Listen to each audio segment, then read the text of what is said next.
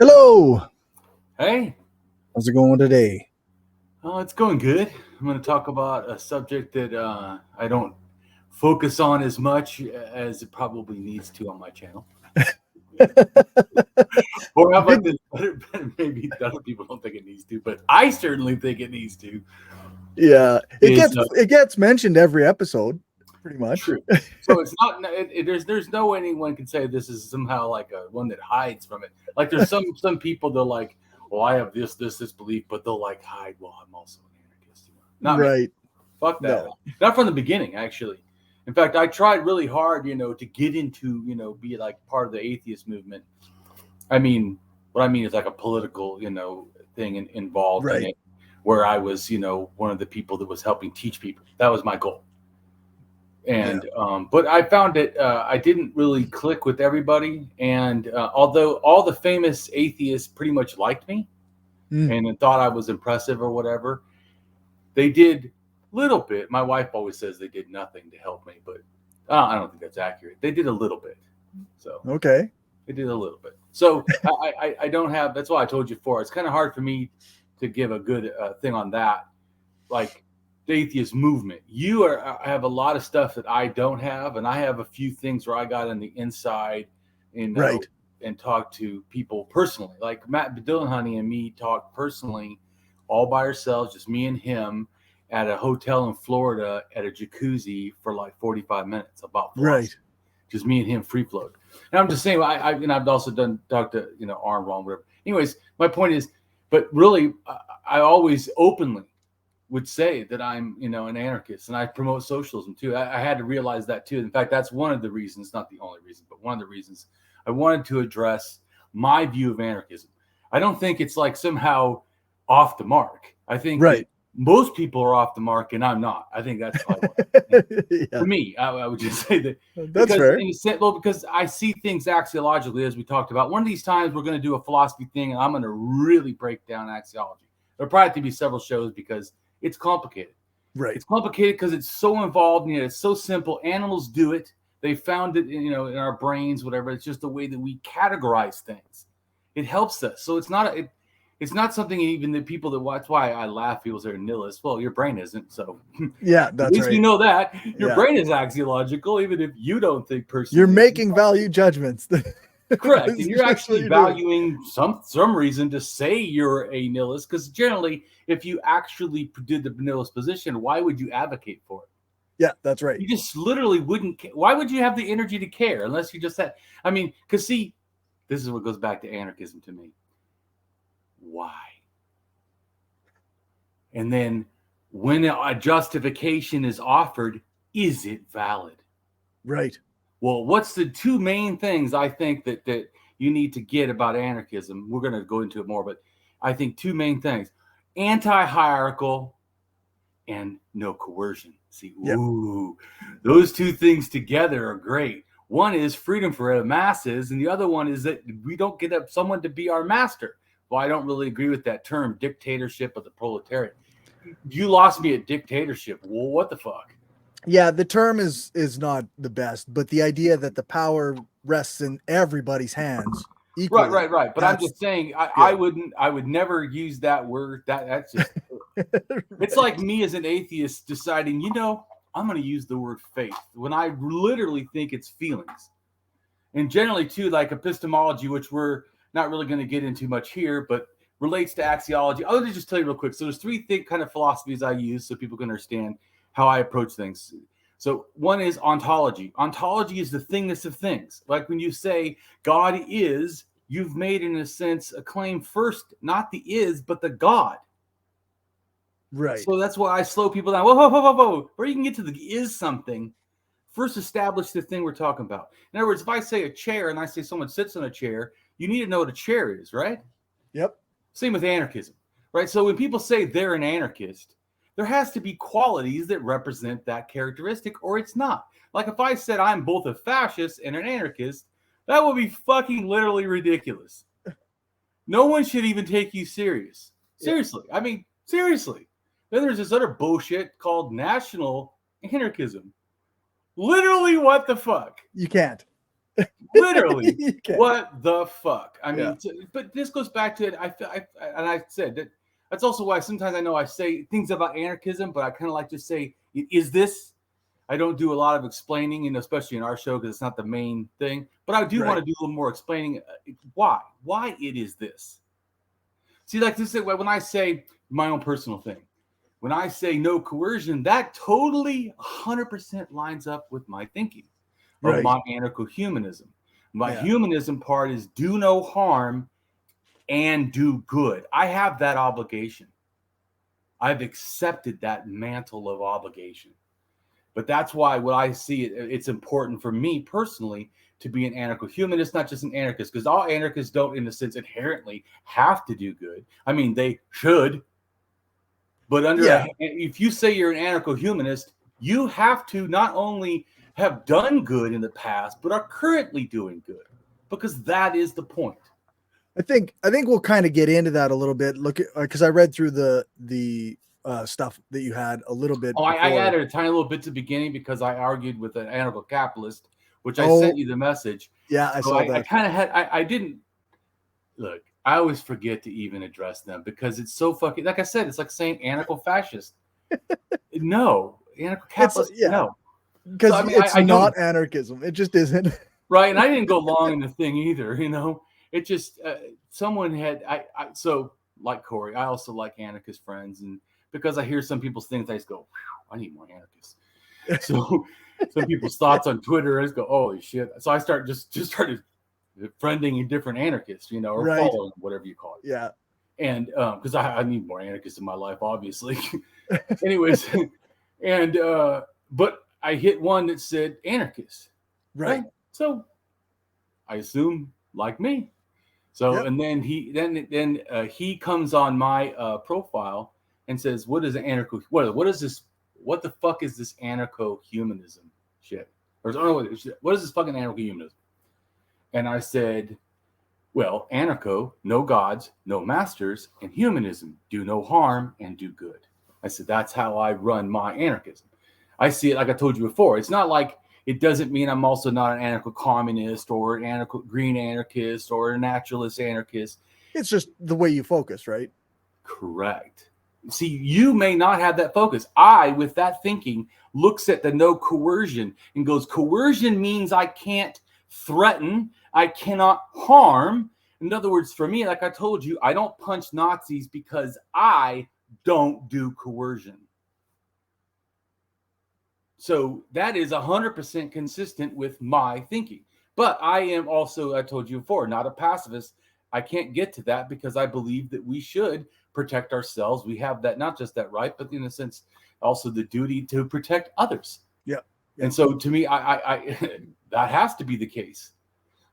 So I always say that my thing as a humanist is non-aggression, just like with peace. Our peace is the goal. I'm anti-war. Right. But I mean, you tell me that I would never protect my family or protect Cory if I had to. Wrong. Right. Exactly. Yeah. So I just want to explain it. Well, as you already know, everybody, especially now, it since they want this black and white thinking, all or nothing, you know. Right. Which I think anarchists need to come and go, yeah, but come on, there's more than that. That's also why I have zero problem with people, long as it's consistent with anarchism. I have zero problem with people putting all these weird names to anarcho. As long as it's consistent with the concept, cool. Yeah. I mean, if that works for you, I'm just saying. So, because I feel like some people are like, Damien, you have so many different things. Who gives a fuck? And yeah, really, the second half of anarcho or anarcha, it's just where we're focusing, right? Right, and that's what. The whole point of this whole video is really to explain anarchism to both anarchists, because I feel like a couple of you seem like you're listening to Mark, and anarcho-capitalists need to listen because you just need to stop that dumb shit. And anybody in anarcho-nationalism or fascism or anarcho-Bidenism, what the fuck? Come on. I swear to God, people who say shit like that, anarcho-Bidenism, they just do that to make us mad.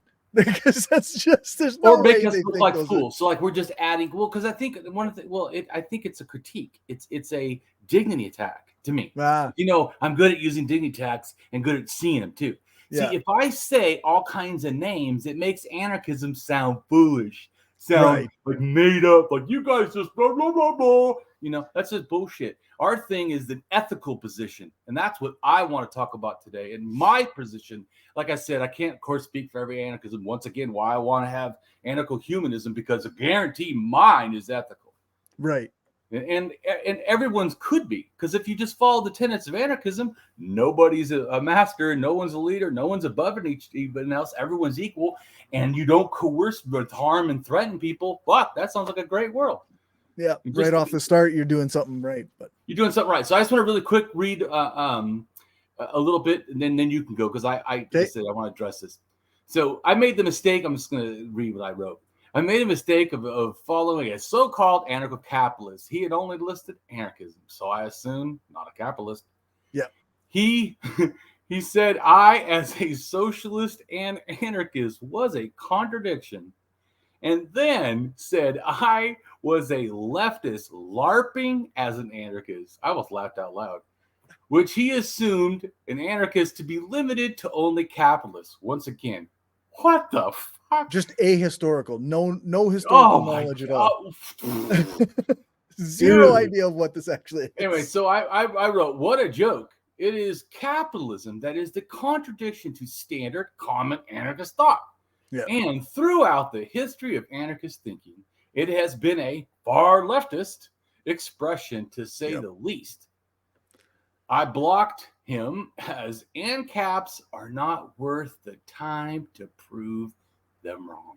Yeah, that's right. So I just want to say, and also I told you before, I'm no longer the activist direct action like through as a way of life. I mean, I would argue with every fool there was if it took 2 days, 3 days, because I was trying to help people think better. Right. But I'm done with that. That's why the videos are for. And I'm like I said, emotionally too tired and stuff. I'm just done. My mom died. For sure. So anyways, so scholars, this is out of Wikipedia, just to remind the anarcho-capitalist fools. Scholars of anarchism generally highlight anarchism's socialist credentials. Oh, what a surprise. They criticize attempts of creating a dichotomy between the two. Some scholars describe anarchism as having influences liberalism and being of both better liberal and better socialist. Many scholars reject anarcho-capitalism, which definitely I'm one of them. Yeah. As there is a lot of discussion among scholars of anarchism on that matter. Anyways, so anarcho-capitalism is a misunderstanding of anarcho principles. Yep. The opposition to the state, this is what people also don't get to me, is central to anarchist thought. Yeah, but but it's from because of the anti-hierarchy. There you go. And also the no coercion, because states coerce like a motherfucker. That's right, because states are coercive, but so are capitalists. Oh yeah, absolutely. It's just, I don't know. It seems so fucking obvious, right? Well, like I said, this video needs to be done, obviously. Yeah. Anyways, there's major different elements of non-coercive society, the rejection of state, appendages that relate to that, the belief that human nature allows humans to exist and progress toward a non-coercive society. This is why I always think it's crazy. People are like, well, then me and anarchism isn't going to work. And I'm like, see, that's like saying human rights won't work. You are missing the whole point of anarchism. You really are not grasping. Yeah, that's right. But anyways, because once again, Cory, if you talk to me, that's what people also understand. My thinking on anarchism or socialism or stuff, it really is my own. I'm a natural philosopher. Right. And I just look at ideas and can break them down. And I also use the tools of axiology. And I've made my own tools of axiology. In other words, like they explain it so fucking complicated. I'm like, God damn, that sounds good, but who in the fuck can do that on a daily basis? How is that usable? They do use it for like social science, but shouldn't everyone be able to use it? I mean, so I've done a lot of work in a sense, forwarding the effort of teaching us activists how to use this as a tool. Right. Because it's awesome. They just, once again, some of those in the ivory tower just like to keep these great ideas and then, feel they're superior. I like to go, wow, it's a great idea. Let's share it with everyone. Yeah, for sure. Yeah, for sure. All right, so go ahead. All right, so we've got advocating anarchism, morality, non-coercion, anti-hierarchy, solidarity, internationalism, mutualism, cooperationism, empowermentism, etc. Right. So pause for a second. So all those like weird terms, I just did that to show that it's not just that we believe empowerment is a good thing. We actively try to empower people, not at one time, all the time, everyone at every level to become more powerful for themselves, not just to look to a leader or look to even the group, but to feel empowered. So I feel like that is something I think all these things I'm listing is like the goals I feel anarchism has, or at least to me. So anyone that feels that they don't feel a part of that, well, I'm explaining my thing and then showing how it's valid. So right. This will relate to, or I could just say in general, this is my view of anarchism and why I feel every one of those are ethical and every one of those are positive. So that's why I laugh when people like anarchists are a threat to society. Fuck, we are good for society. You guys are the threat. Yeah, that's right. The current status quo is actually the problem. Yeah.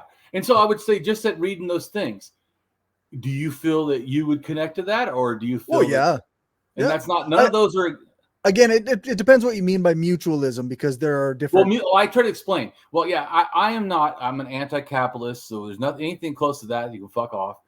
And also, what I see mutualism, the part I like is it reminds me in counseling. There's two kinds of counseling, long-term and then solution-focused immediate counseling. Both are needed and both are valid. If someone's through immediate trauma, you don't ask them about more trauma in their life. What the fuck? You fucking like a trauma surgeon. You don't give them heart surgery when they just have a cut. You fix the fucking cuts. Anyways, what I'm trying to say is, so I see it the same thing. For me, I feel that personally that we should all be mutualists. In other words, always trying to do the better thing. And that sometimes means fighting for, say, civil rights, in protest. Sometimes it could be fighting for Palestine. Sometimes it could be, fighting for Black Lives Matter. Whatever the thing is, my point is, that is part of, to me, of the mutualism. The thing it says, because of, there's anarchists that believe we wait till the revolution and then we'll join. Some communists seem to act that way too. Yeah. Like, I don't have to do fuck all. I'm just waiting for the revolution and then I'll finally. The mythical revolution that's just around the corner, I'm sure. Right. Well, but see, as a mutualist, I believe that we need to help now, we need to help often, and we need to help throughout our life. Yeah. So, I think that's also like being a true saying, revolutionary, but yeah. Well, so in a sense, what that is a thing called gradualism.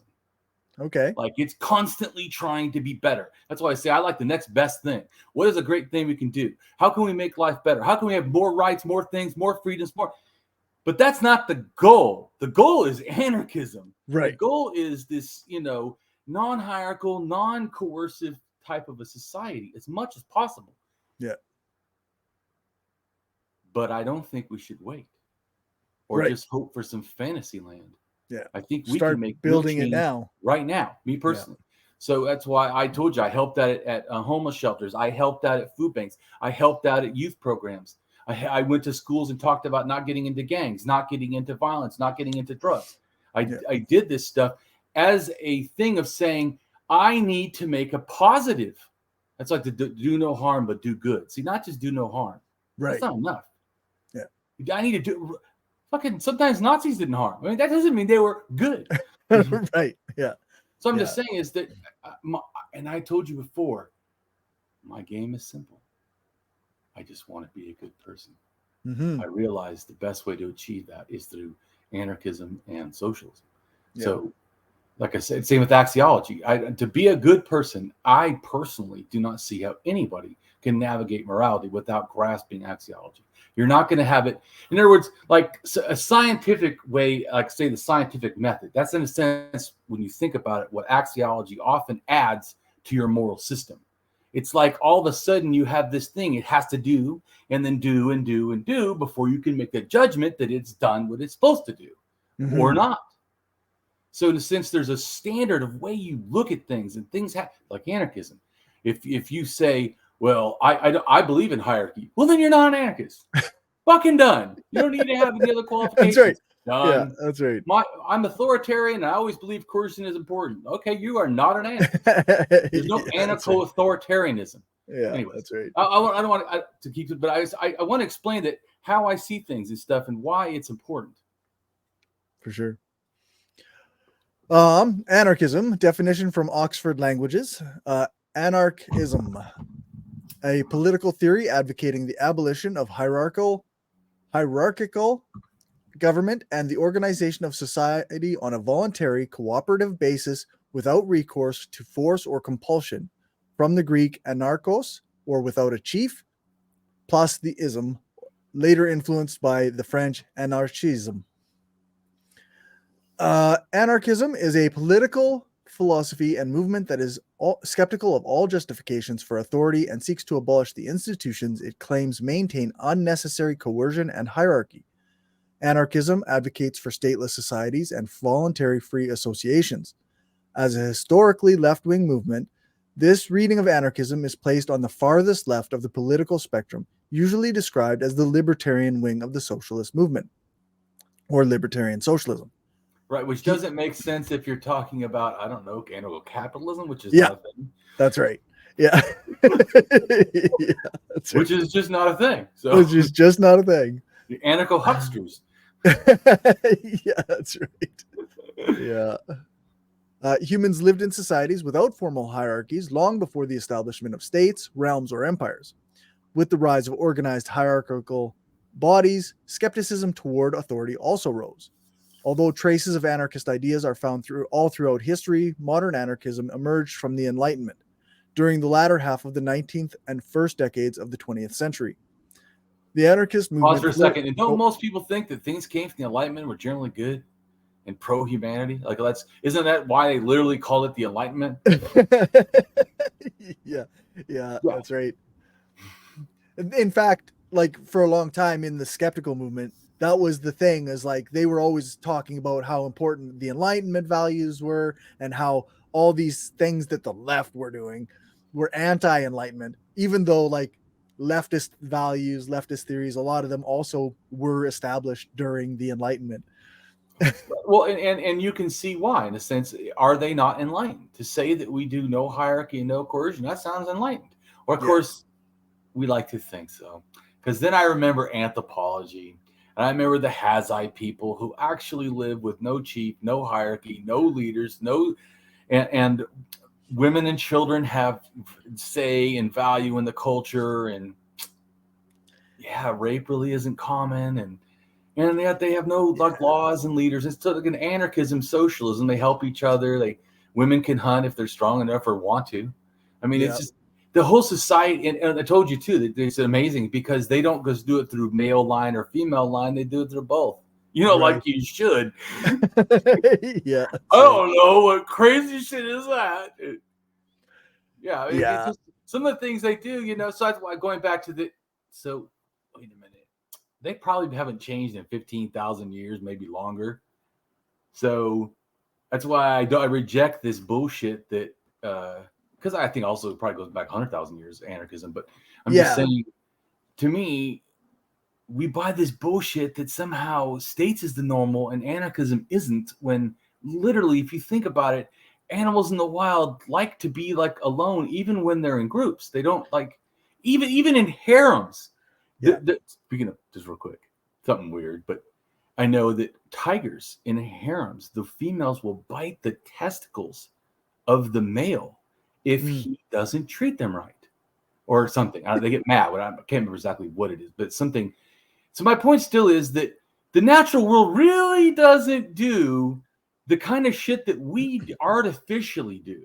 Mutualism is way more common. In fact, humans, did well because of, that behavior in general, which 50,000 years ago, this one guy says we actually can see our bones, structures, everything become, he calls it more feminized.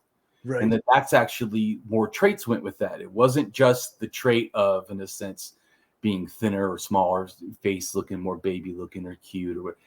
It was that we also mentally were more, say mirror neurons, connected to others. We were more empathetic and all that, So even though, like I told you, my empathy, I have, like most people are like, say 40 something, I think, I say cognitive empathy. I'm 78.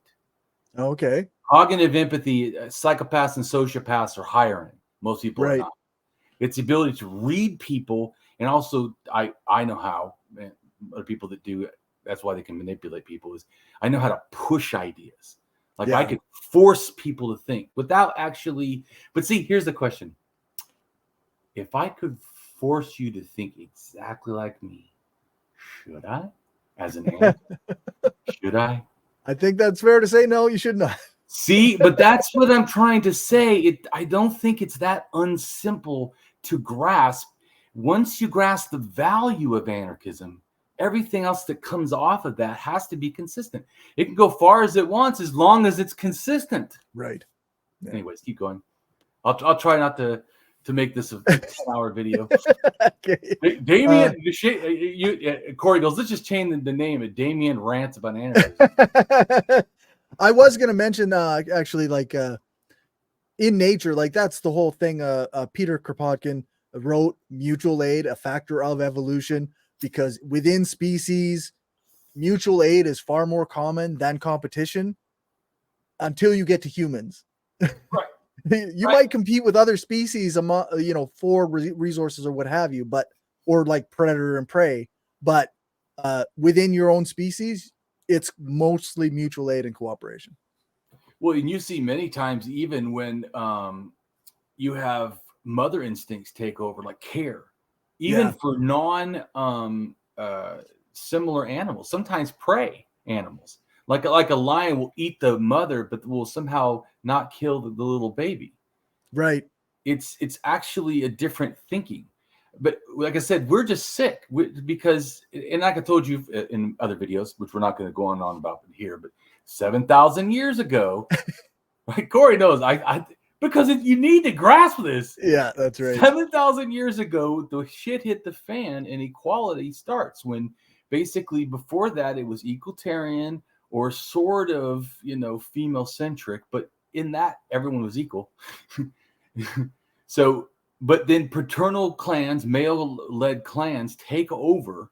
Right. 7,000 years ago to 5,000, and at 5,000, what happens is states. So it's just a consolidation. It's like capitalism, consolidation, all little companies to big ones, and then finally the biggest one, and then just dominate everything. Yeah. And then we go society. Yeah. No.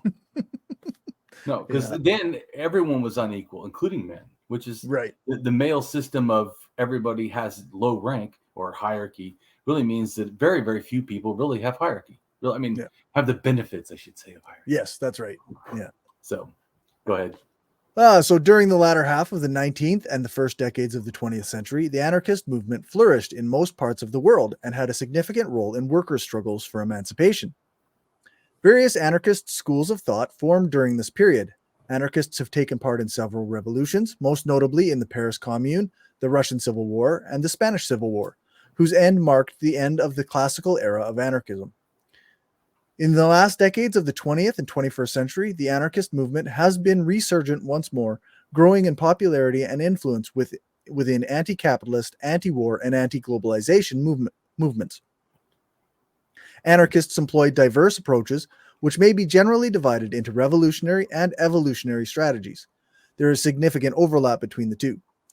Evolutionary methods try to simulate what an anarchist society might be like, but revolutionary tactics, which have historically taken a violent turn, aim to overthrow authority and the state. Many facets of human civilization have been influenced by anarchist theory, critique, and praxis. So, the nature of anarchism. Anarchism. This was important because once again, you have first the principles, so the value, and then those values produce a nature, right? Like, what should an anarchist act like? You start with, well, what the values are. An anarchist should act like this. Their nature should be like, should their nature be that they want to have the most guns possible, constantly pointing them in everyone's face, constantly, threatening everybody. Everybody's under threat. Yeah. Seems like it's not the right thing. You see what I'm saying? That it violates the first principle or the second principle of no coercion. So the first principle, everyone's equal. Second principle, no coercion. That fucking violates that. So so to me, there shouldn't be, in a sense, anyone that acts like a terrorist or supports terrorists and is an anarchist, because that literally violates our things. And yes, believe it or not, some states can absolutely do terrorist acts and be terrorists. In fact, I might argue that all states often always do terrorism. Well, my point was like saying yes, Cory, but we can sometimes get the non-anarchist faction of I people. Suppose, yeah, that's right. And so, my thing is to remind them that they do that. In fact, let's going back to what Cory said. I have a meme that basically says that my country is a fantasy that was brought to you by war. Yeah.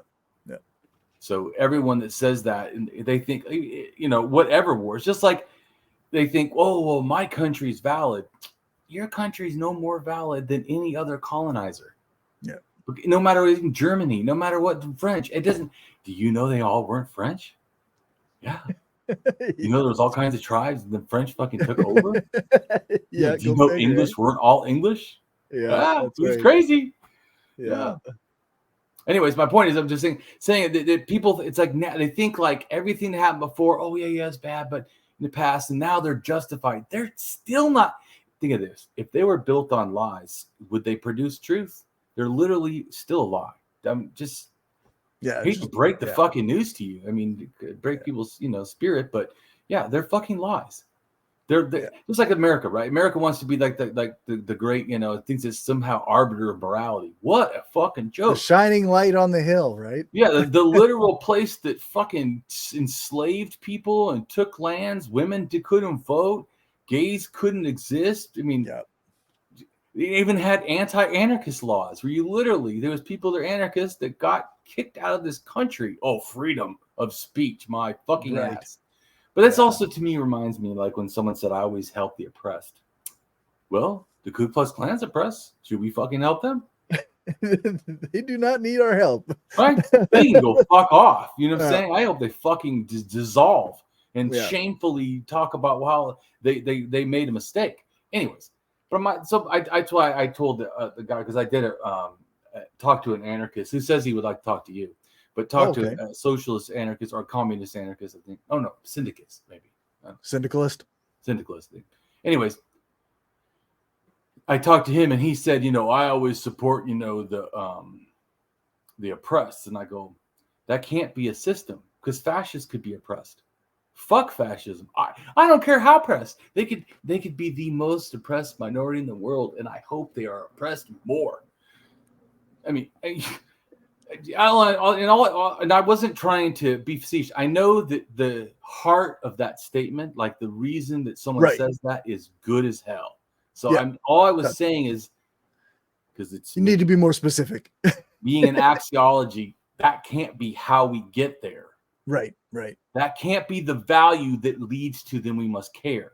See, that's if he just said we should care for all the people, we should do. Yeah, but this is why we should care. Whoa.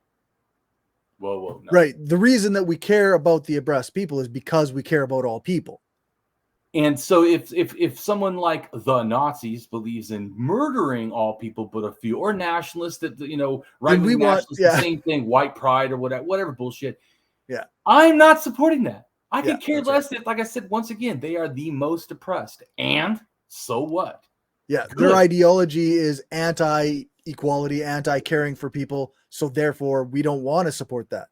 Right. So, and I think we should talk against it. We should make them feel shameful. All I said is I don't believe we should hit them unless they put threat. Then we should fucking hit them. But I'm saying is, but I didn't say we should be nice to them and even like when I talk about kindness, I told you before, there's a way to do something. Like instead of saying you're a fucking piece of shit, which is what I think you're, what I could say is, it is really sad to see someone who has no honor. Right. Because a person of honor is kind. Like I told you that thing about what a person of honor is. Right.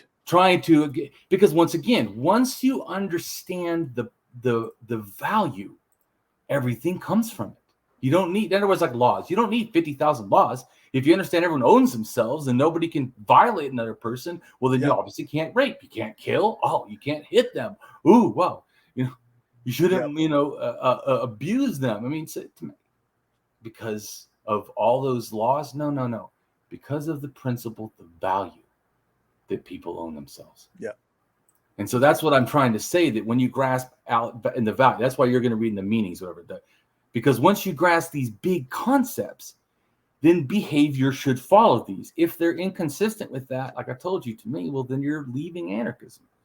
Maybe you're doing something else. And there's other things that are valid or actually even still helpful, even if I wouldn't totally agree. I would say, well, they're still decent, so, but that doesn't make them anarchism. That's all I'm trying to say. Go ahead and read things. I know, sure. I'm sorry that I keep doing it. It's just that, well, because how often do I get to rant about anarchism? Not very often. No, I love it. Keep going. All right. Anarchism supports autonomy, civil liberties, classless society, cooperation, direct action, mutual aid, stateless society, voluntary association, workers' self-management, etc. Anarchism rejects authoritarianism, capitalism, censorship, centrally planned economy, coercion, discrimination, hierarchy, imperialism, paternalism, states, totalitarianism, etc. Just stop right there. So if someone had all those values, wouldn't that literally make them a good person? And do you see why I said my goal is just to be a good person? So I told you, my quick answer to someone is, what are your goal? What are you trying to do? I'm just trying to be a good person. What is a good person? Oh, right there, an anarchist. Yeah. So anarchism is usually grounded in moral claims about the importance of individual liberty, often conceived as freedom from domination. Anarchists also offer a positive theory of human flourishing based upon an ideal of equality, community, and non-coercive consensus building. Anarchism has inspired practical efforts at establishing utopian communities, radical and revolutionary political agendas, and various forms of direct action. That's from Andrew Fiala with the Stanford Encyclopedia of Philosophy. And the reason why I wanted to add that specific name, because a lot of times I don't add names because I don't really care. It's just the ideas are important to me. Right. But the reason I wanted to add that thing is to show the people the credibility. Now, so this is not just Damien saying that anarchism is founded on morality and ethics and why, as an axiology, which is in a sense a way of moral reasoning or whatever, why I end up as an anarchist. They just explained it. How did Damien, who was a moral thinker, not trying to be an anarchist, just trying to be a good follow? Because I told you, I realized hate is fucking easy. It motivates people a lot, right? Yeah, seriously, that's right. Love doesn't, kindness doesn't, but what really heals us inside, what makes us good people is kindness, not hate. Right. So I realized, man, since I know I have an ability to see things different or whatever, I need to really get this to other people. How important kindness is, how powerful it is, how we can use it as all kinds of things. Because evil and bad people or whatever, hateful people, they see kindness as weakness. I see its strengths. Right.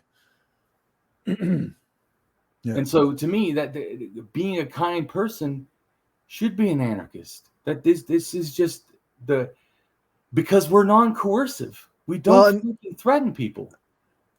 Maybe like I would almost say that when we're being kind to strangers or people around us, if we're acting in a way that benefits our community through love and care, then we're acting in an anarchist way. Totally agree. Yeah, I totally agree. That's all I was trying to say is that for me, it was just a natural thing. I didn't, and I'm not saying, like I told you before, I even though I have not read tons of anarchist stuff and won't, it's not because just saying it. Just no, tired. I want to sit in education. You've read. I'm not going to read all the stuff on prehistory that you've read. Right, you'll just trust that. Wow, Damien must have done something. You did the reading. He's figured a lot of shit out. That's right. That he could talk in front of archaeologists and show them my ideas, and they don't hate me. Don't say that. They're like, wow. Yeah. Or some they go, I don't know, but yeah, that's true. Wow. Once again, because so my point is that, like I told you, it's not that I don't like it or don't support it. People should. It's just being a natural thinker, so many things make sense to me. I don't need to be explained to. Yeah. And so, anyways, that's what I was trying to say. Once you grasp it, for me, it's such a natural thing. An ethical person, a good human, is an anarchist. Wouldn't everyone be equal? Wouldn't we? Just think. Take away states, because I know people have a hard time. They get trapped in that concept. True. But just think. I didn't tell you about what the person was. I just told you two behaviors. I told you I need to evaluate this person in a blind box or whatever. And this person believes everyone's equal around the entire planet. Not one human is of lesser value. This person also believes in nonviolence and trying to be, non-aggression, not coercion, but wants to have a community where everyone works together in solidarity, because we all get that we all matter. What would you value, good person or not? I mean, would you want to be that person's friend? Would you think, wow, that's a person that should, be more, appreciated in society? Because Right. I would. And those are basically the two main things of anarchism. So once again, I could say, what's a good person? So I don't need to read a bunch of books. I just explained it to you how I can grasp that these are equal things. Anyways, so go ahead. All right. So morality, the combination of ethics and anarchism provokes a wide variety of discussion, ranging widely along both academic and anarchist traditions. However, the book Anarchism and Moral Philosophy is aimed at a particular audience, academics, specifically ones with a background in moral and ethical philosophy. Some anarchist traditions are inclined to dismiss moral philosophy as merely another dominating ideology, but many of these writers see ethics as an important foundation of anarchist projects and moral theory necessary for finding our way out of state and capitalist societies. And like I said, for me as an axiologist, it's a must. You cannot do otherwise. Yeah. How are you going to build any kind of because see, if the goal is a just system or a just society, in a sense, not system, but society, how could you not say that you have to have a moral reasoning, lens to view or to approach it? Yeah. What are we going to approach it by emotions? Where we do favoritism? Or should we do it ethically? Yeah. I mean, how is that even a question? But I'm just making the point that for me, it would be absolutely. Go ahead. Okay. This book adds significant material to recent debates on whether or not anarchism provides only a political analysis. These anarchists take questions of ethics as seriously as politics and are not afraid to seek questions and answers from figures ranging from Immanuel Kant to Emma Goldman. Throughout the three parts, the philosophers have to struggle with themes familiar to moral and ethical theory, such as questions of duty and deontology, ethical calculations, and consequentialism, and the challenge of these traditional categories by the new system of virtue ethics.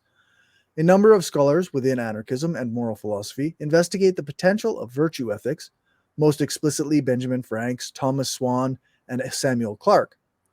Franks elaborates the similarities and differences between virtue ethics and the anarchist practice of prefiguration.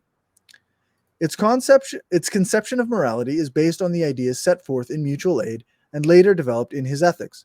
Here they are given special application to right and wrong in the business of social living. The job is done with fine feeling and with acute shafts at the shams of current morality. Kropotkin sees the source of all so-called moral ideas in primitive superstitions. The real moral sense which guides our social behavior is instinctive, based on the sympathy and unity inherent in group life. Let me pause for a second and just explain how I see morality. So morality as a tent or a global thing that has stuff inside it. Values is what gives everything your moral anything. Because you value it is why you say don't like. You say, well, people have human rights. It's because you value their self-ownership. You value their uniqueness. You value it. So because of that, then, of course, they have rights. So what I'm trying to say is that the morality as a large thing, values is inside that. Everything that's a moral anything starts with values. Just always don't forget that. But then after that is morals, which I think is our personal thing. Like I choose, not Cory, but saying or whatever, because I don't speak for anyone else, but I choose to be an anarcho-humanist because for me, the morals is the important thing. It needs to be part of how I view the world. Especially, like I said before, people need to remember, I am a high functioning sociopath. I'm not naturally super empathetic, so it is beneficial to me to have like this moral system that reminds me, right? Oh yeah, I gotta care. Oh yeah, other people matter. Eventually, like now, it's pretty natural, but it was not natural at first. It absolutely was not natural for me I'm higher than most people in cognitive empathy, right? But that just means I can see how you feel and I can see what you need or how to manipulate you, because I can read you like Tetris or whatever. I can see all these different where to put the parts in a sense. But that doesn't mean I care. Right. Cognitive empathy just means the ability to assess stuff. It doesn't mean that you have any motivation to care. It's not. Yeah. That's emotional empathy, the actual motivation. And there's also compassionate empathy. Compassionate empathy is another one, a general one, where people like saying if you're near someone, they get hurt, you feel this connected to it. Okay. Where like, just think, if you were standing outside of a bank and someone inside was killed, it would bother you, but you would let it go. If you were just 10 feet inside the bank, not even say 20 feet from them, but it happened, it would haunt you the rest of your life. Right. Crazy, right? So this is showing how it has to do with because we feel this. It's now there's some people can turn it off, like psychopaths. Right. People are going to have different degrees of this, right? Different. And I have a blog that I did about, I explained that my kind of empathy is actually cognitive empathy, because I want you to grasp this, because people are like, oh, you're so empathetic. I have the ability to. Doesn't mean I will. Now, it doesn't mean I don't try to do it, because I want to be consistent, right? So I want to be like anarchism. I want to be consistent to what it is to be an anarchist. Yeah. Yep. So that's what I say. It's a symbiosis, and that's why, to me, if something falls off, this thing is going to crash. Right. I mean, just imagine if we do get a revolution. That sounds great if they have an ethical thing like me. Yeah, that's right. But if they're all a bunch of Stalinists, holy fuck, we're going to all suffer. Yeah, then those are the guys that are putting you and me up against the wall because we don't comply to their fucking orders, right? Right. Exactly. And especially a lot of people wouldn't like me, because being a mutualist means I'll always bother you, because I'm always going to try to fix shit. I'm always going to try to tell people things should be better, even if it's in small increments. I'm not, and I'm never going to be happy, because I really want everyone to be equal. So I'm going to keep pushing everything until it happens. Yeah. Which, I've had death threats before, so to me, but I just felt, what someone said to me, Damien, what if you get killed? And I said, do you think that doing this kind of stuff has not gotten people killed? I understand this. If you get into activism stuff and you say truth and you push against power and you say things that could actually, like I said about empowermentism, empower people, not for other people to, be their champion, but for them to be their own champion. That's scary to people who want power. Yep. Yep. So. For sure. So mutual aid is the condition of successful social living. The moral base is therefore the good old golden rule. Do to others as you would have others do to you in the same circumstances, which disposed of the ethics of the shopkeeper's anarchist customers. This natural moral sense was perverted, Kropotkin says, by the superstitions surrounding law, religion, and authority, deliberately cultivated by conquerors, exploiters, and priests for their own benefit. That Morality. Is true. That is absolutely true. So, like I said, especially anything after the state, I think religion started to become oppressive at 7,000 because religion started caring about only one gender. So it already some problems going on.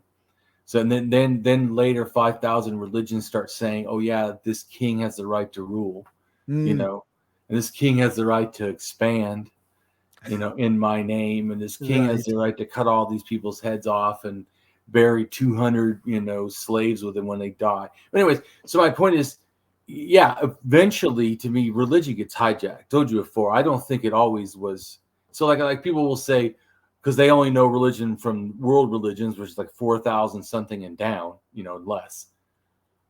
They'll say, well, they're all controlling. They are, but that doesn't mean that sometime before that it wasn't. That's all I would say.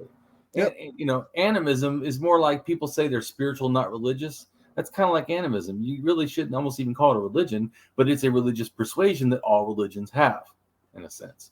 The belief in spirits and afterlives and stuff, or whatever. Not always afterlives, but spirits. Like something that lives on beyond your death or whatever.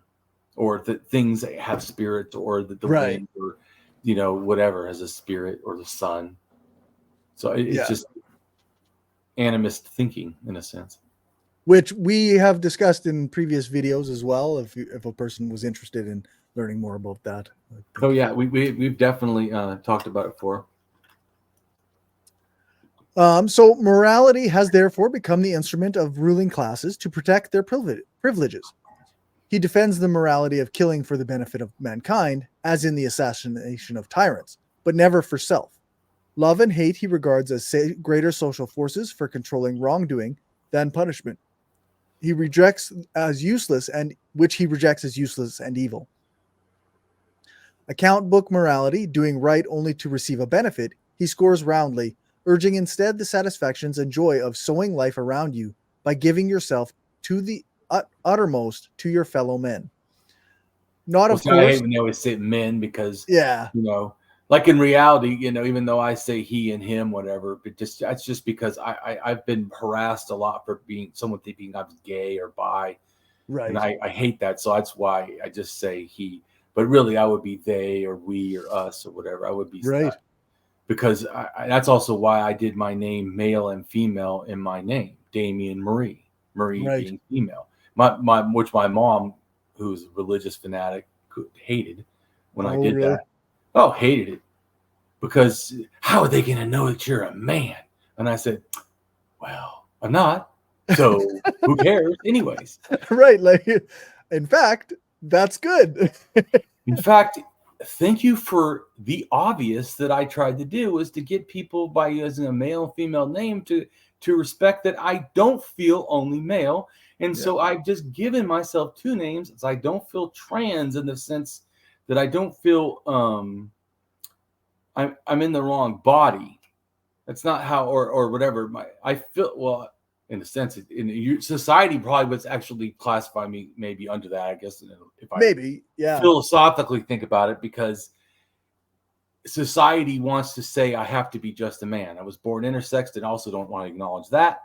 And then I feel personally that because of the intersex change, it did change my mental, because I feel male, but I also feel female. It's hard, my head, but I think like my body did the same thing. It didn't get perfect, you know, male. And so unfortunately for me, that means that I didn't get the standard gender either. Right. So I try to explain to people, but anyways, I don't want to go into all that, but I'm just saying that, you know, I have to grasp other people's experience. It's really easy. That's why I said hate's easy. Hate is so easy. Kindness, this is something I have to work at, but it is worthy. Right. So, as I said, he scores roundly, urging instead the satisfactions and joy of sowing life around you by giving yourself to the uttermost to your fellow men. Not, of course, to do them good in the spirit of philanthropy, but to be one with them, equal and sharing. The moral idea behind anarchism has always been somewhat elusive. There have probably been almost as many anarchist moralities as there have been anarchists. But for analysis, they can be broadly divided into two categories: the socially positive and the socially negative. The positive anarchist moralities have derived from many sources, from William Godwin onwards, but the negative aspects can chiefly be traced to the influence of Max Stirner. In his theoretical attempt to escape from bourgeois hypocritical morals, Stirner went to remarkable lengths in glorifying crime and denying all that was considered good by the respectable middle class of his day. This total amorality was quite rational if one began with his premises, since one could owe no allegiances to a society to which one had no responsibilities. Stirner's disbelief in altruistic actions and his virtual deification of the individual was quite consistent with his belief that others were to be regarded as little more than means to the end of personal self-realization. But this justification of theft, dishonesty, rape, and murder is, in a sense, the very opposite of anarchistic. When we complain that people are being exploited by the ruling classes, we are not only complaining that the people continue to endure it. We are also complaining about exploitation per se. And it is this very act of regarding a person as a means rather than an end that underlines Stirner's philosophy. The Stirnerite attempt to escape this problem is to postulate a union of egoists in which enlightened self-interest is best served by cooperation, although he prefers to call it competition. Yeah, competition. Yeah. But and I told you that's part of the ego anarchism, which is why I told you the two people I don't get along with I guess I could say I don't get along with anarcho-capitalism either, but I want to. We don't even call them anarchists, so yeah. There you go. So they're not even acknowledged. Like, get away with me from anarcho-fascism, whatever, bullshit. Yeah, that's right.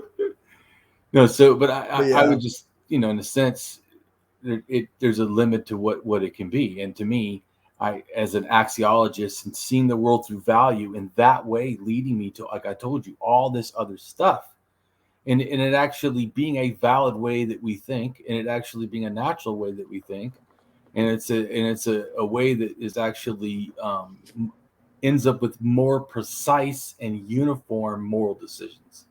Right. Because if you and me both grasp axiology the same, we don't even have to say the same things. You could just bring up all kinds of moral issues, and we're going to be very close. Which I think, in a sense, you are doing anyways. You just didn't know what it was. Yeah, not more instinctively than right. Well, but you're doing it through your value. You're figuring it out. I'm just saying, hey, there's this way of doing that intentionally. Right. Yeah, for sure. In a sense, a method methodological is a way of doing something over and over again and getting the same result. So right. If you're trying to get the best answer to moral questions, you would want the one that's methodological because it's got more chance for accuracy.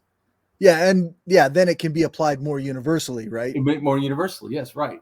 And it would start to think that way. Like I told you, axiologically also means when you grasp value, things have, in a sense, internal value or can, external value, and then systemic value. I always try to explain it simply. Like a human has a, dignity and right to exist or whatever. It can't be, like a self-sovereignty, and that is, in a sense, because they have innate value. They have the core thing. Right. Then my behavior is my extrinsic value, and I try to be a good person. So I have generally, good extrinsic value because I'm actually doing stuff that's making people better. Right. It's making the world better. So then systemically is grasping how things go through time. Like, is this behavior, me being an anarchist now and mutualist and all this, is this behavior beneficial to people now? Is that also going to help people in the future? Yes. Right. My ideas 1,000 years from now are still good ideas because they're universal ideas. They don't have to do with some particularity to how should we do this thing right now. Which I find is very easily contrasted with like the free market capitalist type of idea, like because that's always based on the short term. Yeah, this thing will create profits now with no thought for the consequences even a decade later. let alone 1,000 years. Yeah, right. And I'm just saying that's the problem. Exactly. That's what I'm saying. So if you're really, to me, like someone said before, are all axiologists anarchists? I was like, no, but they should be. And are all axiologists socialists? No, but they should be. And there are some that are and support Marx, that are Marxist or whatever. So I'm not saying they don't, but and humanists and stuff. So because why? If you start with it, this is the most important thing. How do you not reach these ethical conclusions? Yeah, that's right. For sure. Godwin, in contrast to Stirner, was a humanitarian and believed that justice, the general good, was above individual interest. Although he realized that a person's conception of exactly what was the general good could only be a matter for conscience.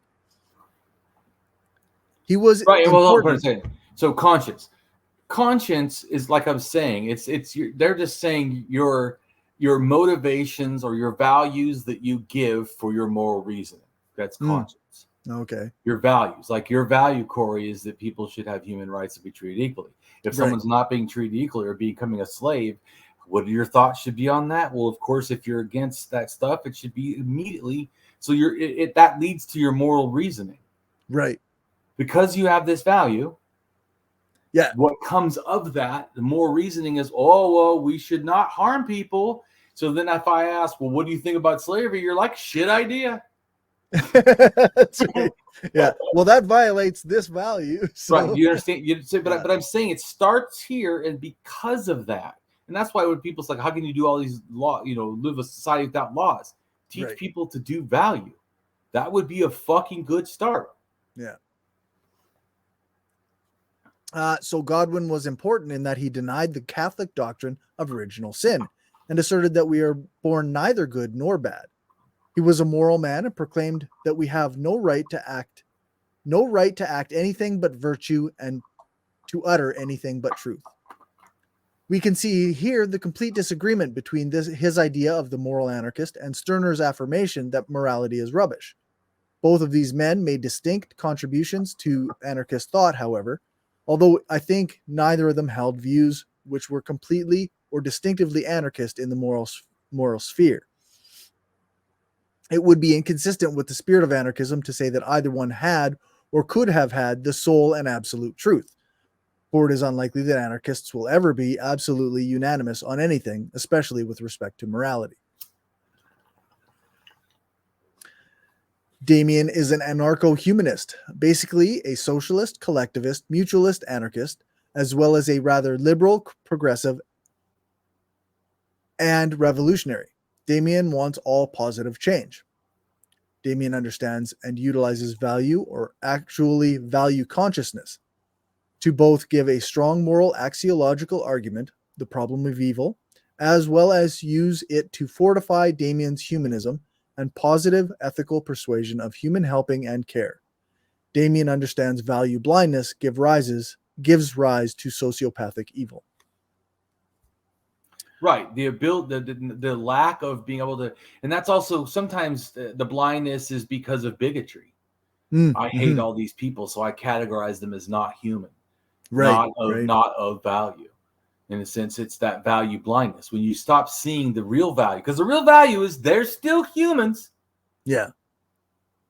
This is also, to me, what I try to get people to understand. If someone does harm, like they're a monster, their behavior is monstrous.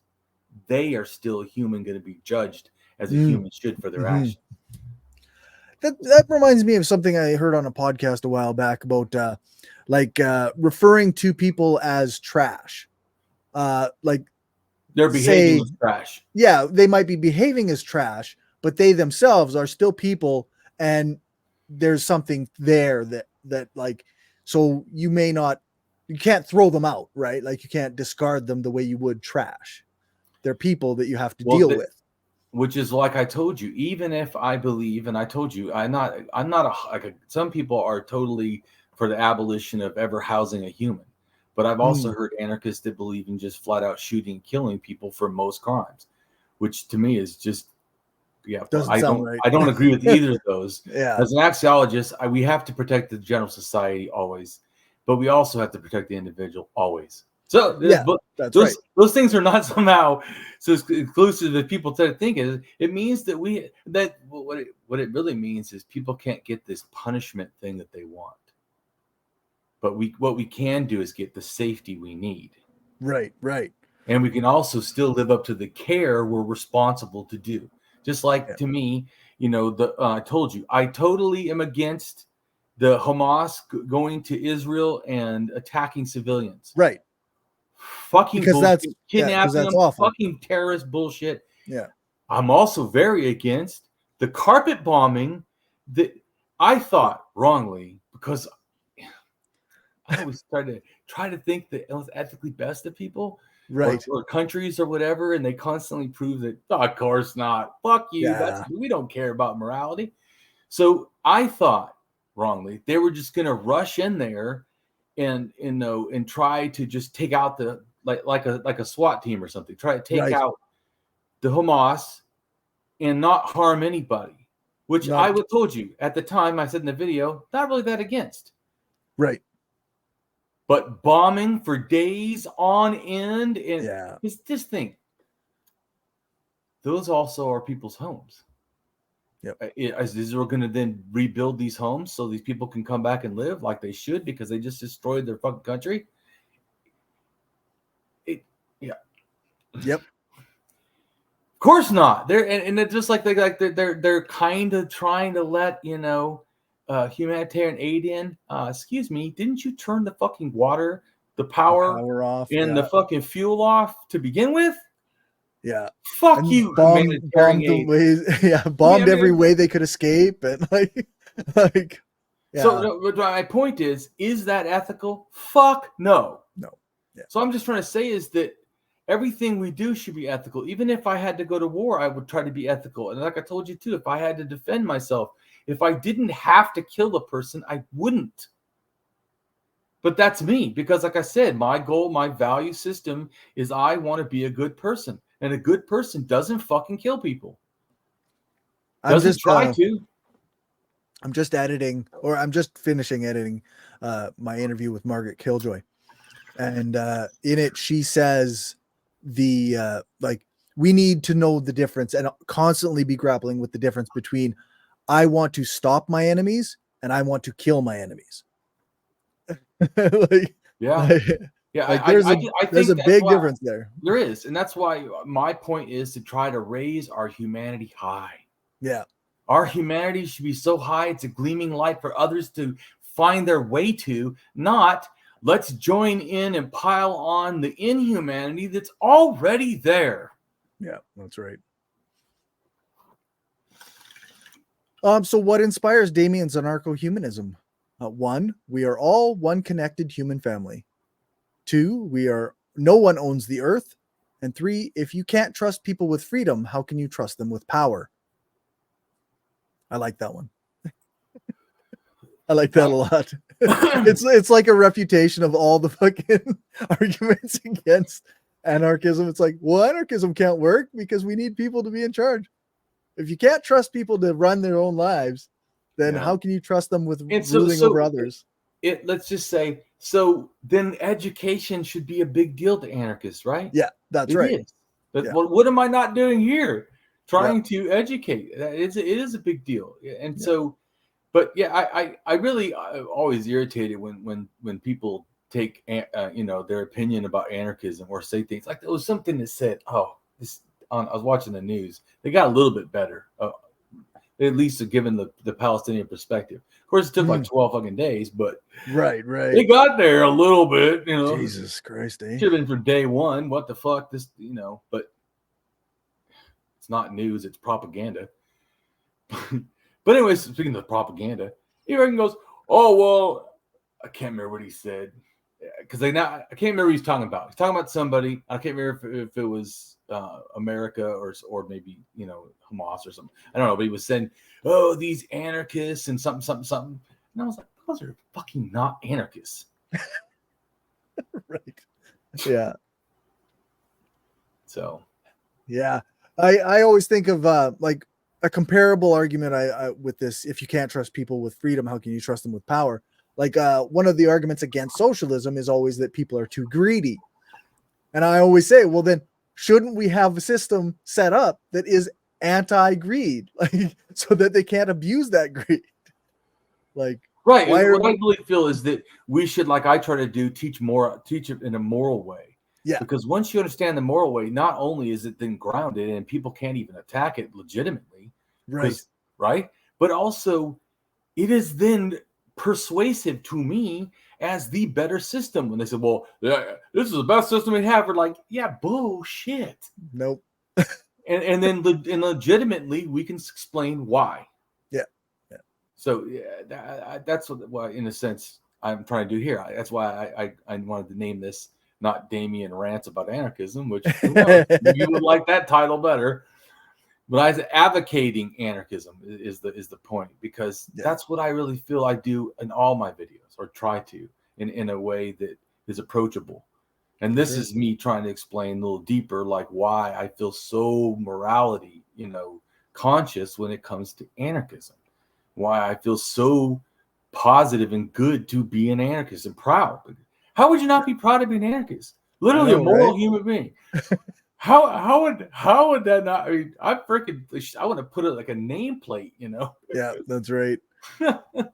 Yeah. So I guess axiology and value theory. Value theory is a range of approaches to understanding how, why, and to what degree persons value things, whether the object or subject of valuing is a person, idea, object, or anything else. This investigation began in ancient philosophy, where it is called axiology or ethics. Yeah, that's what the Wikipedia actually says. Yeah. It's not, so axiology is not ethics. Mm. It's how you valueize ethics. It's like, it's like a calculator to math. Like math, in your head, or writing it out is not the funnest, but a calculator is pretty great. That's what axiology is. It really helps you get to like ideas faster and more accurately. And it's like methodological, so it's like scientific in a sense. And like I said, they actually use axiology but you have to do calculus and stuff, but they actually do axiology in social science, and it is a science. But so it's a very valid. So I'm just saying, once you grasp this, also to me, it's very conducive to anarchism, I feel, because anarchism is doing that. It's like you're realizing an anarchist. That's why when some anarchists, they hear my stuff, they're like, oh, it's just this guy's come up with some new thing or something, trying to. No, I'm really trying to explain my different way of how I approach and see it, and why it's very, I feel, consistent to anarchism. And I feel it fills a gap that, like it says there's this feeling about uneasiness, where in a sense, when it comes to morality, there shouldn't be. I'm explaining it naturalistically, so it's in nature. It's not supernatural. I also try to explain it in a sense, it's a moral system that makes sense to us, and benefits us. It's a benefits humanity, in a sense, to have this type of thinking. I think it's very maybe I find it very strange that people try to separate political theory from moral philosophy. Yeah. I find it very absolutely shouldn't. And so, and I'm, like I said, I'm not, that my thing is to help people grasp this is a fine tuning. It's not a hammer. It's like a scalpel. Right. Axiology is good at getting like layers of things, instead of, which in a sense, I feel, isn't that kind of what anarchists do? They look at society. They don't just see, oh, there's just one layer to things. They go, wow, there's this and that and that, and this oppresses this, and this is because, we're seeing all these, inconsistencies. Yeah, that's right. So to me, that is a way. Axiology is looking at this stuff, and it's like slowing down, getting a magnifying glass, and really paying attention to your moral decisions, and grasping, like I said, also, if you foundationalize them, you build them on top of these values. Because the value of anarchism, the two main ones, is, in a sense, the anti-hierarchy, and then the non-coercion. These are the two core values. So, in a sense, to me, then they build everything on top of it. That's what.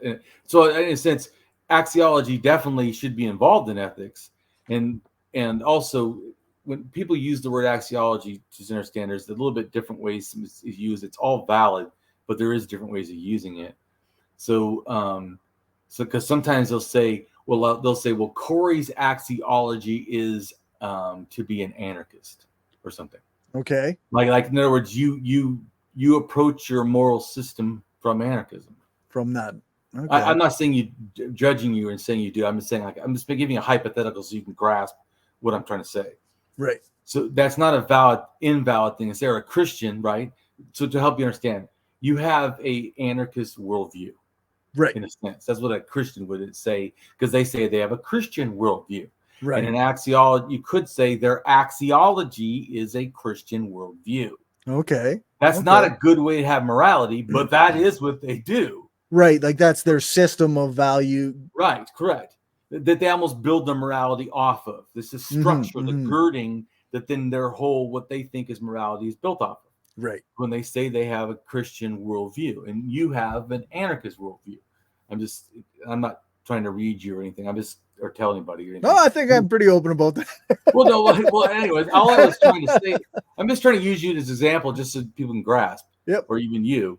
So when I say anarchist worldview, like we've already talked about, especially me who slows down and sees the stuff, I know Cory has a lot of values. Like he doesn't like to attack people or hurt people. You know, but that comes from a value that people shouldn't be hurt. And then the question is, why shouldn't they be hurt? Because they own themselves and they deserve to be, have bodily integrity and dignity, Yeah. So, but you understand, it all comes back to the main thing. It has to come back to that they own themselves. Yeah. So that once you do that, well, can they have, what do they call it? Sex work. Oh, yep. So in a sense, can they engage in sex work in a sense to me legally? Well, of course, because they own themselves. So that if that's what they want to do, as long as they're not being coerced into it, right? Totally. Now, I'm totally against people being forced and coerced into sex work. I think that is absolute fucking horrid bullshit. Right, and we can talk about there's, without getting too deep into the nuances of it, like we can talk about the various coercive aspects of society and how people choose the jobs that they choose, I totally agree, but I also think that it starts with the position that sex work is somehow dirtier, wrong, bad. Well, and that's because if I've cleaned dog shit off the ground, is that in any sense less demeaning? Well, it depends on how you want to see. If you see sex work as demeaning, well then I don't see it as demeaning, because I think people having sex by choice is not demeaning. Yeah, exactly. Like people often who do consensual sex work would not say that they would say that they are less demeaned than the person. But anyways, you get what I'm trying to say. But so there's always a lot of nuance, and we're not going to get into everything that I think about everything in one video on anarchism. But I am trying to get like as many big picture grasping of what I feel and what I think anarchism does, or how I see it. Yeah, I think the discussion on like using an example like sex work or like anarchism versus Christianity as world views, I think that helps to understand the overall picture of what we're getting at. Good. I think so. Well, because once again, I know I'm naturally grasp a lot of this stuff, so I don't like so I don't know when people don't get it sometimes, because it already made sense to me. Right. No, I think it helps. But doesn't it help you too to grasp like how I got to it? For sure. Since I told you about it before, I came up with my own stuff without leftism and inspiring me. Leftism stuff is inspiring, but that's not what inspired me. What inspired you got there through your own axiological world. Yeah. Right. Because what happened is I told you I went to ethics class in college for my psychology degree. Right. And they said, go ahead and choose the morality that you think closely favors your feelings or I can't remember now what exactly word, but I went, what the fuck? What do you mean choose the one that fucking favors you? Because a billionaire is going to have morals that certainly the fuck do not favor Damien. That's right. Yeah, that's right. The guy, So, yeah. But anyway, so as soon as I did, I said, wait, there's no way of figuring out which morality system is better. So, well, that has to do with meta-ethics. So then I started looking into meta-ethics. Okay, I need to learn meta-ethics. I learned meta-ethics, and I really grasped, wait.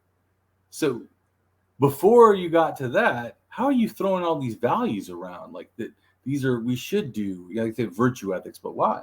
Right, all these, right. Where is its value coming from? So I'm looking for its value. So that's when I learned that axiology. First, I think I did value theory. I think I found first, and then value theories talks about axiology. So I looked at axiology, and then I started to understand more. And then once I understood more, then I really realized, oh wow, I need to be a good person. And oh shit, I'm not. Right. I got a lot of work to do. Shit. Holy shit, I got a lot of work to do. Yeah, for sure. And I don't know how I'm going to get there. But see, how I did get there was because the value was clear. Right. It's like a goal people have. It's easier to achieve a goal when it's clear. And when you set it out and, foundationalize it in a sense. And so I realized that, like, the goal, to me was to be a good person. And I realized, like I said, from that came all these things. I'm going to be an anarchist. And then, well, of course, an anarchist socialist, because of course, or whatever, So anyway, so I'm just saying, so that's how I came to all my stuff. And then I was like you said, I think you personally might have told me that my stuff sounds like, anarcho-communism, I think you said. And so I started looking more into I'm an anarchist. What? So yeah. I remember years ago I saw you posted something on Facebook back before you were banned. Yeah. And you posted, I don't know if it was a meme or just a post, a text post. Yeah. And I commented, I remember being like, that sounds an awful lot like what I like anarchism. Like at the time, I think I was calling myself an anarcho-syndicalist. Oh. And I was like, that sounds like what I believe in. It's pretty good. Yeah, well, and you actually inspired me. It may have been someone else too. I don't know, but definitely that inspired me to go look up, well, what's an anarchist? Maybe, I don't know that I don't agree with that. And then I started reading, and I was like, of course I agree with this. Right. Holy fuck, this is about how I think. But like, okay, cool. And then I didn't read no more, and I just started saying all these things because I knew the value. Yeah. Once I knew the values, dude, I can say all kinds of stuff. I'm inventing all this stuff I haven't read. But because I grasped what its real values were, then to me, I understand. So but once again, I'm not trying to say that I have the only way that you can be an anarchist. Right. I'm just saying I figured out an ethical way, or an ethically guided way, or whatever. Yeah. Yeah. And then then we're reading, in a sense, my conclusions of how and what it is, in a sense. Very cool. Okay. The term value theory is used in at least 3 different ways in philosophy. In its broadest sense, value theory is a catch-all label used to encompass all branches of moral philosophy, social and political philosophy, aesthetics, and sometimes feminist philosophy, and the philosophy of religion. Whatever areas of philosophy are deemed to encompass some evaluative aspect. In its narrowest sense, value theory is used for a relatively narrow area of normative ethical theory, particularly, but not exclusively, of concern to consequentialists. In this narrow sense, value theory is roughly synonymous with axiology. Axiology can be thought of as primarily concerned with classifying what things are good and how good they are. For instance, a traditional question of axiology concerns whether the objects of value are subjective, psychological states, or objective states of the world.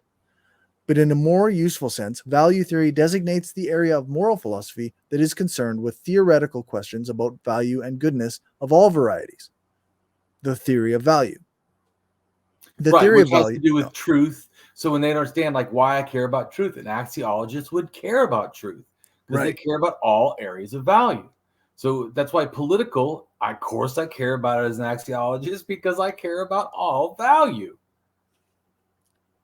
Do I care about feminists? Of course, I care about all value. Right, right. Do I do stuff with religion? Of course, because I care about all value. Do you just see that I exemplify what you just read? Isn't Right. those the things? Read them again. Aren't those the things that I deal with often? Oh yeah, for sure. Read them so people can hear it again. Which one is that? But in a more useful, value theory designates the area of moral philosophy that is concerned with theoretical questions about value and goodness of all varieties, or the theory and of that's value. what I try to do of all varieties. That's why I stuff about history and facts and science and morality and anarchism and socialism, because it all matters. Yeah. At least I've persuaded Cory, so you know. That's right. No, I mean, but does it help you? I'm trying to help understand like my type of anarchism, like what instead not just a word, like what it means to me. Yeah, like I think it's laid out pretty clear if I guess if somebody's really paying attention that yeah, like anarchism, it comes from the value of, like you say, non-hierarchy, self-autonomy, non-coercion, and then you branch that out into like saying like, okay, well, is this situation, how do you apply that? Right. Is capitalism good for non-coercion? No. It is. See, right. So then you're gonna. That's why sometimes I'll say that's not consistent, because how I see the stuff, how can it be? Right. Yeah. So yeah, like authoritarian socialism isn't consistent with non-coercion. So it's exactly. Exactly. Yeah. So the theory of value, so construed, encompasses axiology, but also includes many other questions about the nature of value and its relation to other moral categories. The division of moral theory into the theory of value, as contrasting with other areas of investigation, crosscuts the traditional classification of moral theory into normative and meta-ethical inquiry. But it is a worthy distinction in its own right. Theoretical questions about value constitute a core domain of interest in moral theory, often cross the boundaries between normative and the meta-ethical. Right, but pause for 1 second, and that's in a sense what I kind of am. So some people are a normative philosopher. In other words, they talk about how to do things like in the here and now, or how to do the questions in a way that's a lot simpler towards like this is just a good behavior. Like it's a good behavior not to rape or to kill or whatever. Right. You know, in a sense, you're coming up with moral, like, you know, values in a sense. You know, like freedom, you know, it's a moral value like Americans say they have. They fucking don't even have, but whatever. Yeah. Believe the propaganda. But so it breaks the stuff down, and I feel like it's easier to relate with it. Like once you understand it, you can, like, right. I know you do have a natural ability. Like I said too, everyone naturally does do axiology to some extent. Even animals, right. They're able to pick.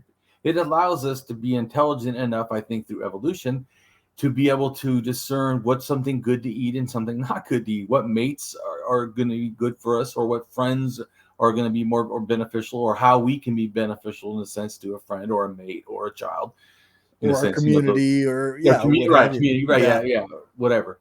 So what I'm saying is it's those things that motivate that in a sense. Yeah, so that's why I also feel it's really naturalistic.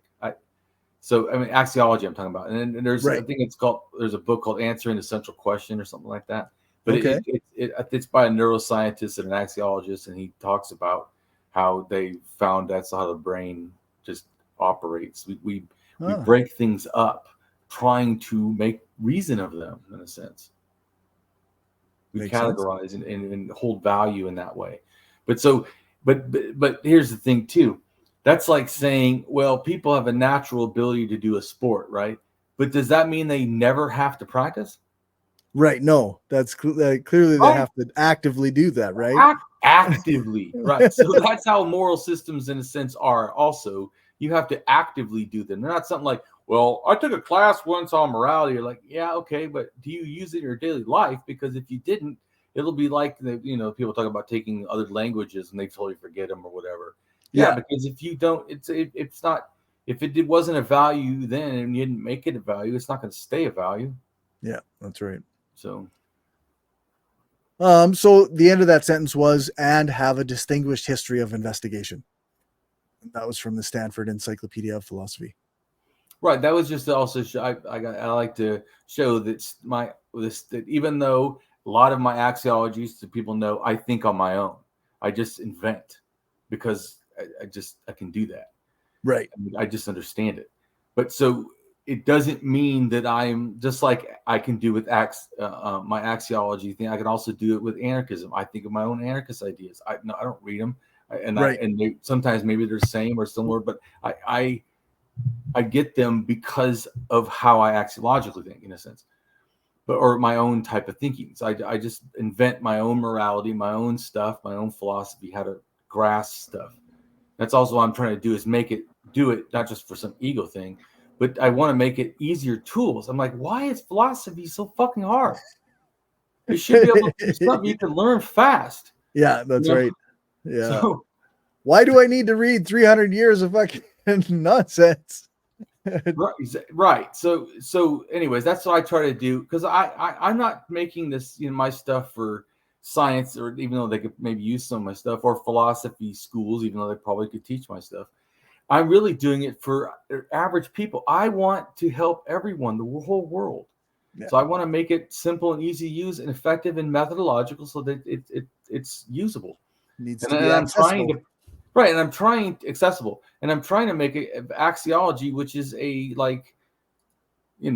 post-college level, or if not post-doctorate level or doctorate level morality stuff that is super complex and hard.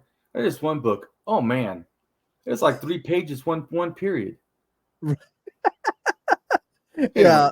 But he was saying like decent stuff, like it helped in axiological, but it's like they don't even know how to.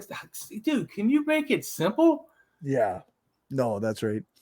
Anyway, a lot of that stuff's not written for regular people. But you get that. I'm not trying to make it simple so like I can brag or something. I want to help people. If I can make it simple, and then you could use it, and you don't have to come up with it yourself like I did, and it can make it better. Why not use it in a sense? Yeah. And I'm giving it away for free. Anyways, I'm just trying to help people. But sure. So but I also wanted you to see what I think and why and how, and then grasp axiology, because I know that axiology is not something people think about. They don't think about the value of things. They just think about the things. They don't grasp all the different dimensions and stuff. But anyways, keep reading. All right. Axiological presumptive value failures versus presumptive value successes. Simply, if you presume a thing is of value that you can't justify, then you have committed an axiological presumptive value failure. Axiological presumptive value success is a sound thinker uses disciplined rationality, sound axiological judgment, the evaluation of evidence to make a decision, supporting a valid and reliable justification. An axiological presumptive value failure is a shallow thinker, undisciplined, situational, sporadic, or limited thinking, unsound axiological judgment, lacking required evidence to make a presumptive value success decision, lacking the support of a needed, valid, and reliable justification. Right. And so like I told you before, in my way of doing things, you start with ontology. That's always the first thing. If I offer you, hey, I have this magical thing, you're like, you need to, that's not just say, okay, your next thing should be axiological. What is magic? Right. And yeah, there's a lot of what's about that. Right. My point is, though, that's how you always should think. If you want to be axiological and get to an axiological thing, axiology is at the end. So first thing is ontology. You need to break things. God. Okay, what's a God? Yeah. Well, God is a spirit. Okay, what's a spirit? I talk in natural world. So anything that's not in natural world needs to be defined. Right. Even anything in the natural world needs to be defined. Yeah. We have whole books that define the natural world. For sure. You need to define it. Not going to accept some loose term, something God. No. Yeah. In a sense that so you've offered something, but that has to do with anything. If I say, oh well, Israel's always been the most wonderful, inhabitant to his neighbors. That's a claim, right? A presumptive value. I presume that's true in a sense. Okay. But then you test, well, have you looked at the history? Right. And I would have to be honest and say no, unless I was a fucking liar and had seen it. And the whole thing was actually propaganda bullshit, because fuck if Israel has done anything but been an occupier in a sense, and constantly trying to settle into new lands and take over more shit. And they really want all of it. Yeah. Yeah. But anyways, I'm just saying that historical fact doesn't match saying it's always been the greatest neighbor, Yeah, exactly. Oh, come on. You see what I'm trying to say is, once again, you axiologically, so the you presumptive value, Israel's great, never done anything. Okay, I hear your presumptive value. Now let's do a little assessment of history. Yeah, that failed. Yeah. So you get what I'm trying to say. So and I'm not, by the way, trying to go after Israel. Look, America's terrible, Canada's terrible, Britain's always been terrible. All of them really have always been terrible. Anyways, so all I'm trying to say is, though, I'm trying to show you axiology. When you presume something is of value, like when I say anarchists are good people, I can say that pretty consistently, because if you go, well, how do you say that? I don't know. If you're a good person doesn't involve everyone should be treated equal and you shouldn't harm and threaten people, that's not a good person to me. Yeah. Yeah.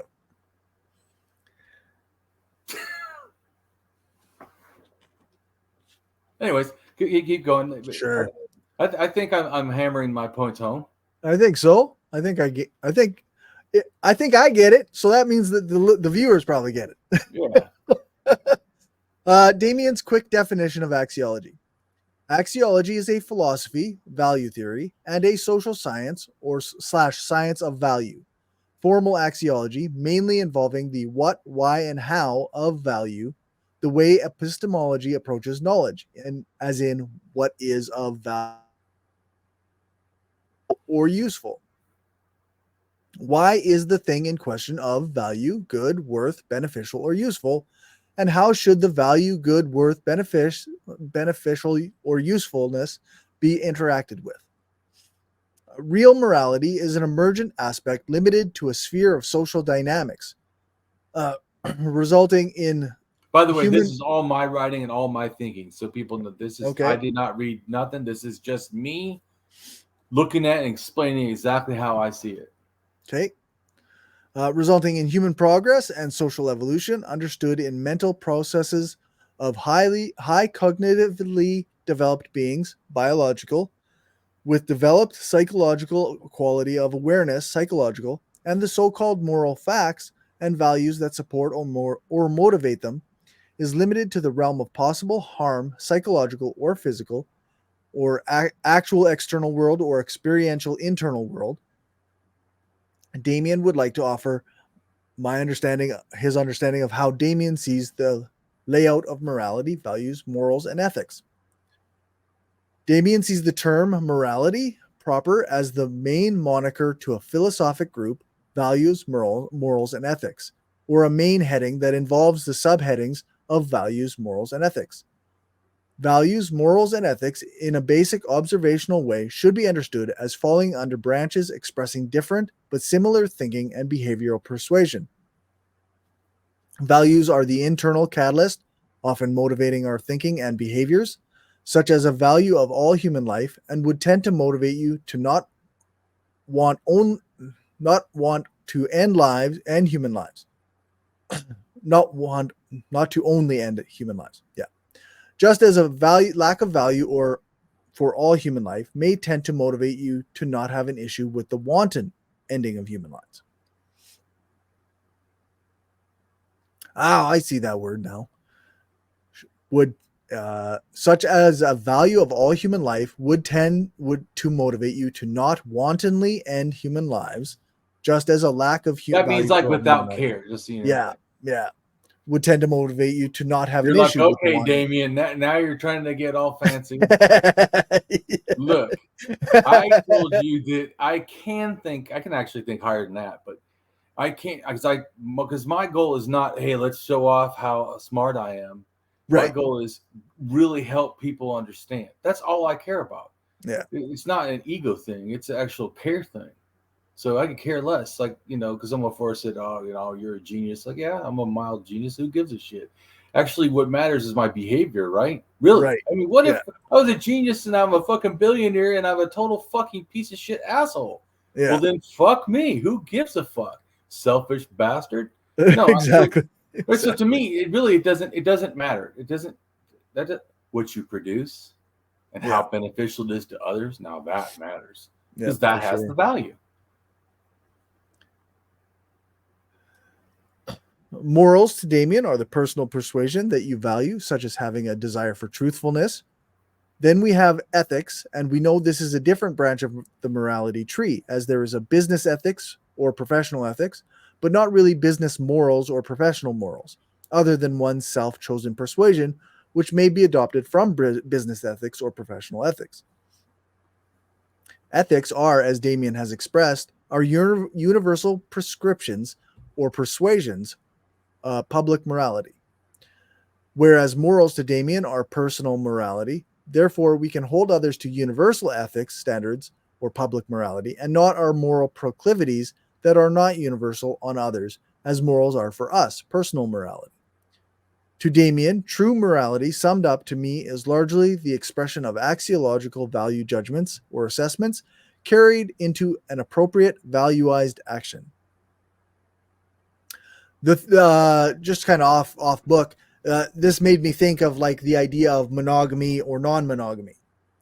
Like the ethical standard that the public morality might be that people get to love whoever they want or what have you, where the personal morality is like, I personally just want to be with one person. Correct. And that's fine. Those are not in conflict. Or celibate. Because I always feel or celibate. We should talk about both people that have lots of sex and people that choose to have no sex. There should be shame for none if it's a choice. So, or in between. Anyways, I'm not. So yeah, all I'm trying to say is that valid is that it's consensual. There you go. Yeah, that's right. Yeah, that's right. Yeah. So that I guess is from axiology. Why it's consensual is because people own themselves. Oh yeah. So it's still the same principle. Yeah. Eh? Can people get abortions? Do people own themselves? Can people do drugs? Do people own themselves? I mean, Yep. Yep, for sure. And that again, like you say, like if you're gonna do the public morality and the personal morality, like the public morality is, do people own themselves? They have the choice. They should be allowed to do whatever drugs they want. I personally don't like to do drugs, so I'm not going to do drugs. Right. Well, just like I am a nudist, but because I respect, society's right to not be nudist, I do not force my nudism as some sort of an activism on people. Yeah. Because I feel like that there's a legitimate reason to not want it. So, I mean, what I mean is that you have a self-ownership. Goes back to the same thing. Yeah, that's right. And I feel like since the majority of society seems to not prefer that, I don't feel like it's my right to then force it on people. Same thing that I feel like with the mask. People are like, well, I don't want to wear a mask. Yeah, I don't want to wear clothes. But sometimes because we care about society, public morality, we go, you know what? Maybe we should just do this anyways. Because it's for the benefit of all. So that's right. Anyways, I'm just showing you how it relates. For sure. So yeah, like as it looks like that was from Axiology, 2 worlds in 3 dimensions of value. Well, actually, I want you to go look at that, not you personally, but I mean the people. to grasp like what I'm talking about when I say this stuff. If you see it, what I'm saying, and then you go look at the thing, you see it's consistent. Cool. So that just, once again, I try to, like I said, I don't want people to believe me. I want people to understand. Right. And then that means they need to have the ability to check things out themselves. Yep, for sure. But like I said, my goal is to try to put stuff like, because sometimes, once again, even their words can be too, that's pretty good, but because it's just like one blog post in a sense. But sometimes they're so on that it's hard. And so my goal is to take that stuff and then simplify it so you can kind of understand what they're really kind of saying in a sense. Because I get it. I already get it anyways. And then I'm like, yeah, see, they get it too. We're doing a similar thing. Just like I said, you are doing a similar thing without totally realizing it. All I'm saying is the more you become aware and start using it as a tool, your axiology and a guide, then it becomes clearer. And then also your decisions become, in a sense, more accurate. Yeah. Yeah. The way of a sound thinker. This is also my terms and all my own ideas. Okay, cool. Just so you know. So it's, yeah. Sound thinking to Damien, in a general way, is thinking, reasoning, or belief that tends to make foresight a desire to be as accurate as one can with valid and reliable reason and evidence. Sound axiological judgment to Damien, a presumptive value success, is value judged opinions expressed as facts with a valid and reliable justification. In an informal and psychological sense, it is used in reference to the quality of cognitive faculties and adjudicational, yeah. Or relating to adjudication capabilities of particular individuals, typically called wisdom or discernment. In a legal sense, used in the context of... Stop 1 second. So, as you know, I did a lot of times to make it simple for people, I just say reason or a sound reasoning. But here's where I'm trying to break it down. It's more complex, but it's still really kind of the same thing. Yeah. Okay. And that's why the legal sense, trying to show you different ways of grasping how all this is all kind of relating to sound thinking. Like, it's really kind of how you reach these, what we consider justified or, good judgments or whatever. Okay. Anyways, go ahead. Legal sense. So in the legal sense, used in the context of a legal trial, to refer to a final finding, statement, or ruling based on a considered weighing of evidence called adjudication. A shallow thinker, i.e., not a deep thinker, a person whose thoughts are reasoned, methodological, logical, empirical, profound, and intellectual, quickly talks, often with boastful postulations, likely just as often pushed strongly and loudly as if this adds substance, and they do this before fully understanding what's really involved. Whereas a sound thinker is reasoned, comparative, more reasoned, superlative, most reasoned, or generally based on reasoning, being the result of logical thought. As a first debate process, a sound thinker commonly poses questions to understanding, slowing down and assessing all the facts or factors involved, and then builds their arguments or ideas. In classical logic, the law of non-contradiction, also known as the law of contradiction, principle of non-contradiction, or the principle of contradiction, states that contradictory statements cannot both be true in the same sense at the same time. For example, the two propositions A is B and A is not B are mutually exclusive. It is the second of the three classic laws of thought. Disciplined rationality is motivated by principles of correct reasoning with emphasis on valid and reliable methods or theories leading to a range of rational standpoints or conclusions, understanding that concepts and beliefs often have consequences, thus hold for an imperative for truth, or at least as close to truth as can be acquired, rejecting untruth. Disciplined rationality can be seen as an aid in understanding the fundamentals of foreknowledge, sound evidence, justified true belief, and involves things like decision theory and the concern with identifying the values, reasonableness, verification, certainties, uncertainties, and other relevant issues, resulting in the clearest optimal decision or conclusion, and or belief or disbelief. Disciplined rationality attempts to understand the justification or lack thereof in propositions and beliefs concerning itself with various epistemic features of belief, truth, and or knowledge, which include the ideas of justification, warrant, rationality, reliability, validity, and probability. Damien's axiological dignity being theory. An axiological assessment of human beings shows that with an axiological awareness of logic of values is clear, which takes as its basic premise that all persons always deserve positive regard. That's from Progressive Logic by William J. Kelleher, PhD. And the reason why we should care is that we are dignity beings. Dignity is an internal state of peace that comes with the recognition and acceptance of the value and vulnerability of all living things. From Donna Hicks, 2011, Dignity, the Essential Role It Plays in Resolving Conflict. And by the way, disciplined rationality is my term, and those how I explained it is my thinking.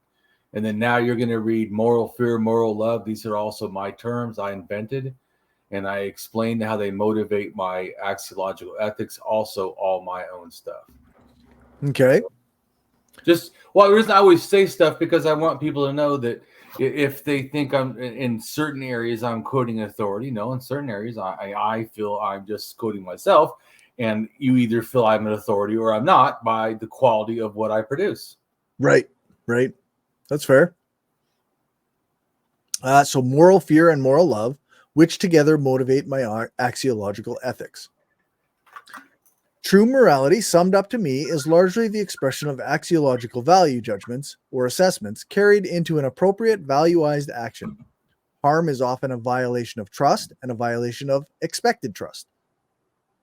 Makes bad things even worse. And a violation of expected trust makes bad things even worse. Right. In other words, like as a random society, you expect not to, in a sense, be harmed. Because you expect most people are going to respect that you own yourself and you shouldn't be harmed. Yeah. You have human rights. You have dignity not to be violated. Yeah. But it would be even worse if it was someone that you cared about, a friend or a loved one or whatever, that harmed you, because you expect trust at an even greater amount from those people. You see what I'm saying? Yep, so the violation, of course, or the harm is going to be more extreme. Psychologically. Yeah, for sure. No matter what the physical is, psychologically it'll be worse. Yeah, your physical harm might be the same, but it's going to impact you more. Now you get it right. And that's an axiological awareness of the systemic harm. Just like we said, a systemic value, there's a systemic disvalue. And the disvalue is harm. Harm is a disvalue. It's something that removes value. And so I know that the action of the harm, then the trust violation, that's worse. Psychologically, the harm is going to be a lot more. Then it's hard to trust anybody. Right. Yeah, it's a very, for the rest of your life, you're going to have issues, or you can. The psychological systemic harm is extreme. That's why we don't beat kids. Why? Not because we own them. Right, we shouldn't do it because of that, because we don't own them, and we also they own themselves, like from birth. But anyways, that doesn't mean that they will give them all abilities like a machine gun or something, because we need to be sure that we are caretakers of children, not owners. Meaning that we want to make them be the best them that they want to be, in a sense. Unless they want to be a Nazi, then fucking help them change. Then do something else. Actively teach them otherwise. Like, you That's don't put hand in fire, don't become a racist. These are just simple things that I do think is not a problem teaching. Why? Because the value is you want to be a good person. Good people are not rapists. Good people are not racist. Good people are not, to me, reactionaries. Yeah.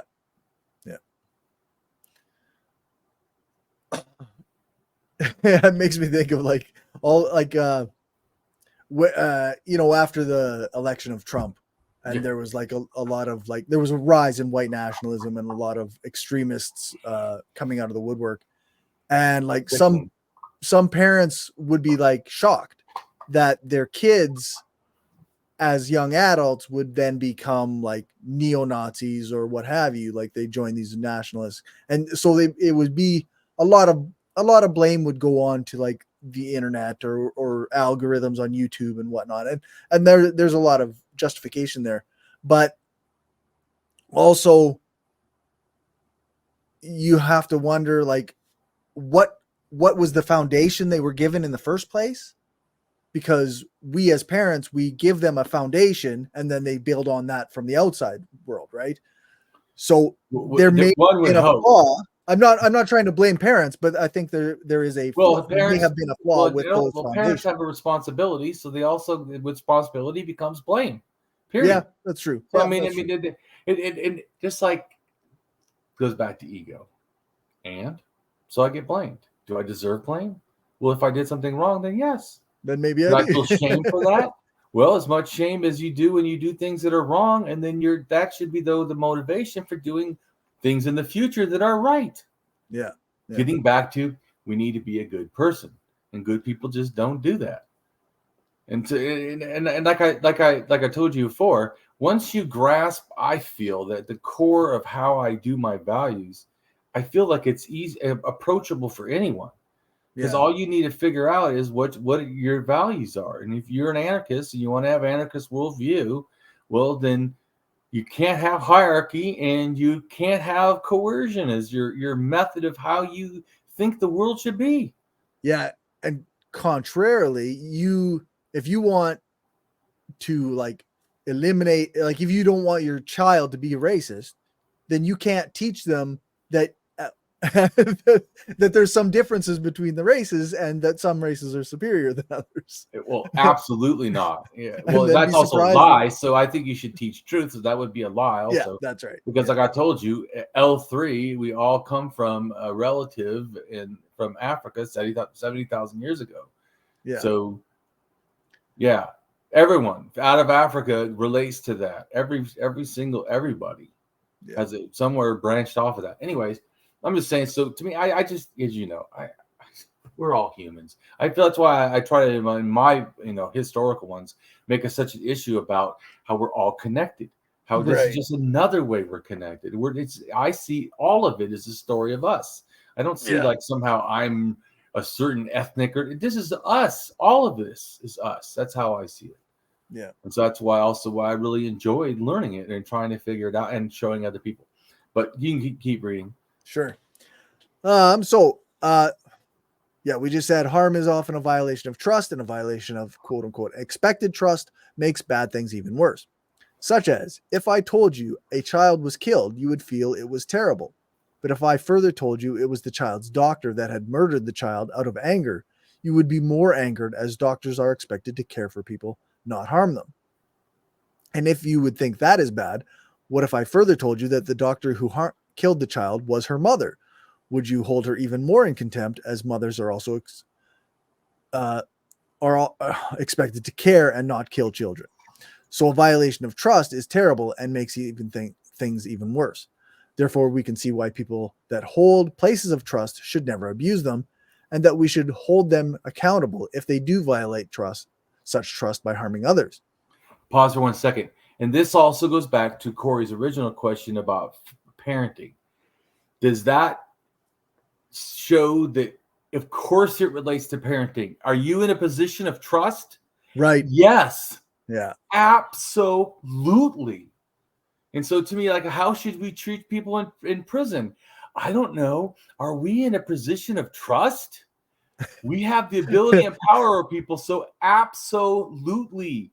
So anything we do to them is an ethical violation of that trust, and it should be considered worse. Yeah. And of course, so should they be judged? Yes. Yes, parents should be judged. But what you should learn is to, like me, I welcome just correction. Right.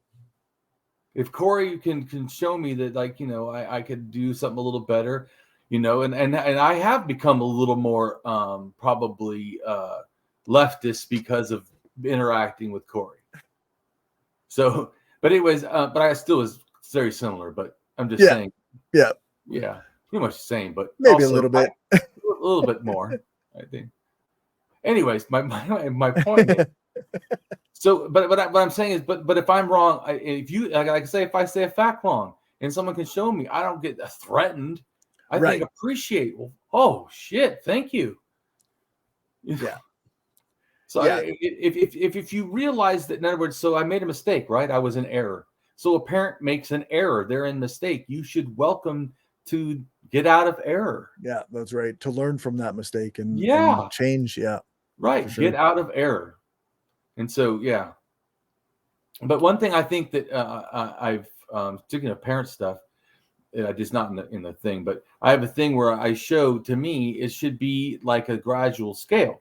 Like, obviously, a baby doesn't have the same, in a sense, self-rights, because they could harm themselves, as they would at 4, 5, 10, 12, 17, 18. Or, you know what I'm saying? That whole path, it should be a gradual. They get more self-rights because they have more ability to not just immediately self-harm, because our job is to care for them so they can make it. Yeah. And I guess on some level, like, society does that, right? But we also, like, maybe it's too delayed in a lot of ways. Like, it's way too delayed. I think well, society is both ageist in the fact of old people, ageist in the fact of very young people, but just ageist in general. I mean, so like we talked about before, like, when should voting be and stuff, like, say, I think voting could be before sexual consent with an adult. How about that? Because I think that voting is a healthy fucking thing. That, why the fuck are they not doing it sooner? Sure. So I'm just going back to just like we were talking about before. I said, maybe it's 13. I don't know. I'd have to think about it and really analyze it and go look at research. Because once again, axiologically, I don't want to give just some random fucking, top of my head thought that could be foolishness. Right. I think there's been very good arguments made that the age should be moved to 16, though. Right. And I'm just saying, just off the top of my head. Well, I'm just saying, I'm for what is better, or maybe they can vote certain things or whatever. I just so believe that we should treat them like equal citizens. That it's just how I just like everybody, man. Everyone should be like, have freedom. This world is so. I feel like, to me, like, some people think I fight for freedom. I don't fight for freedom. I fight against people trying to take my freedom. I think that we have it innately. Cory was already free. He was born that way. It was everybody in society trying to make him not free. Exactly. So, it's not something that all of a sudden we have to, like, do. Shit, you're the guys doing it to us. What are you talking about? Shit. That's right.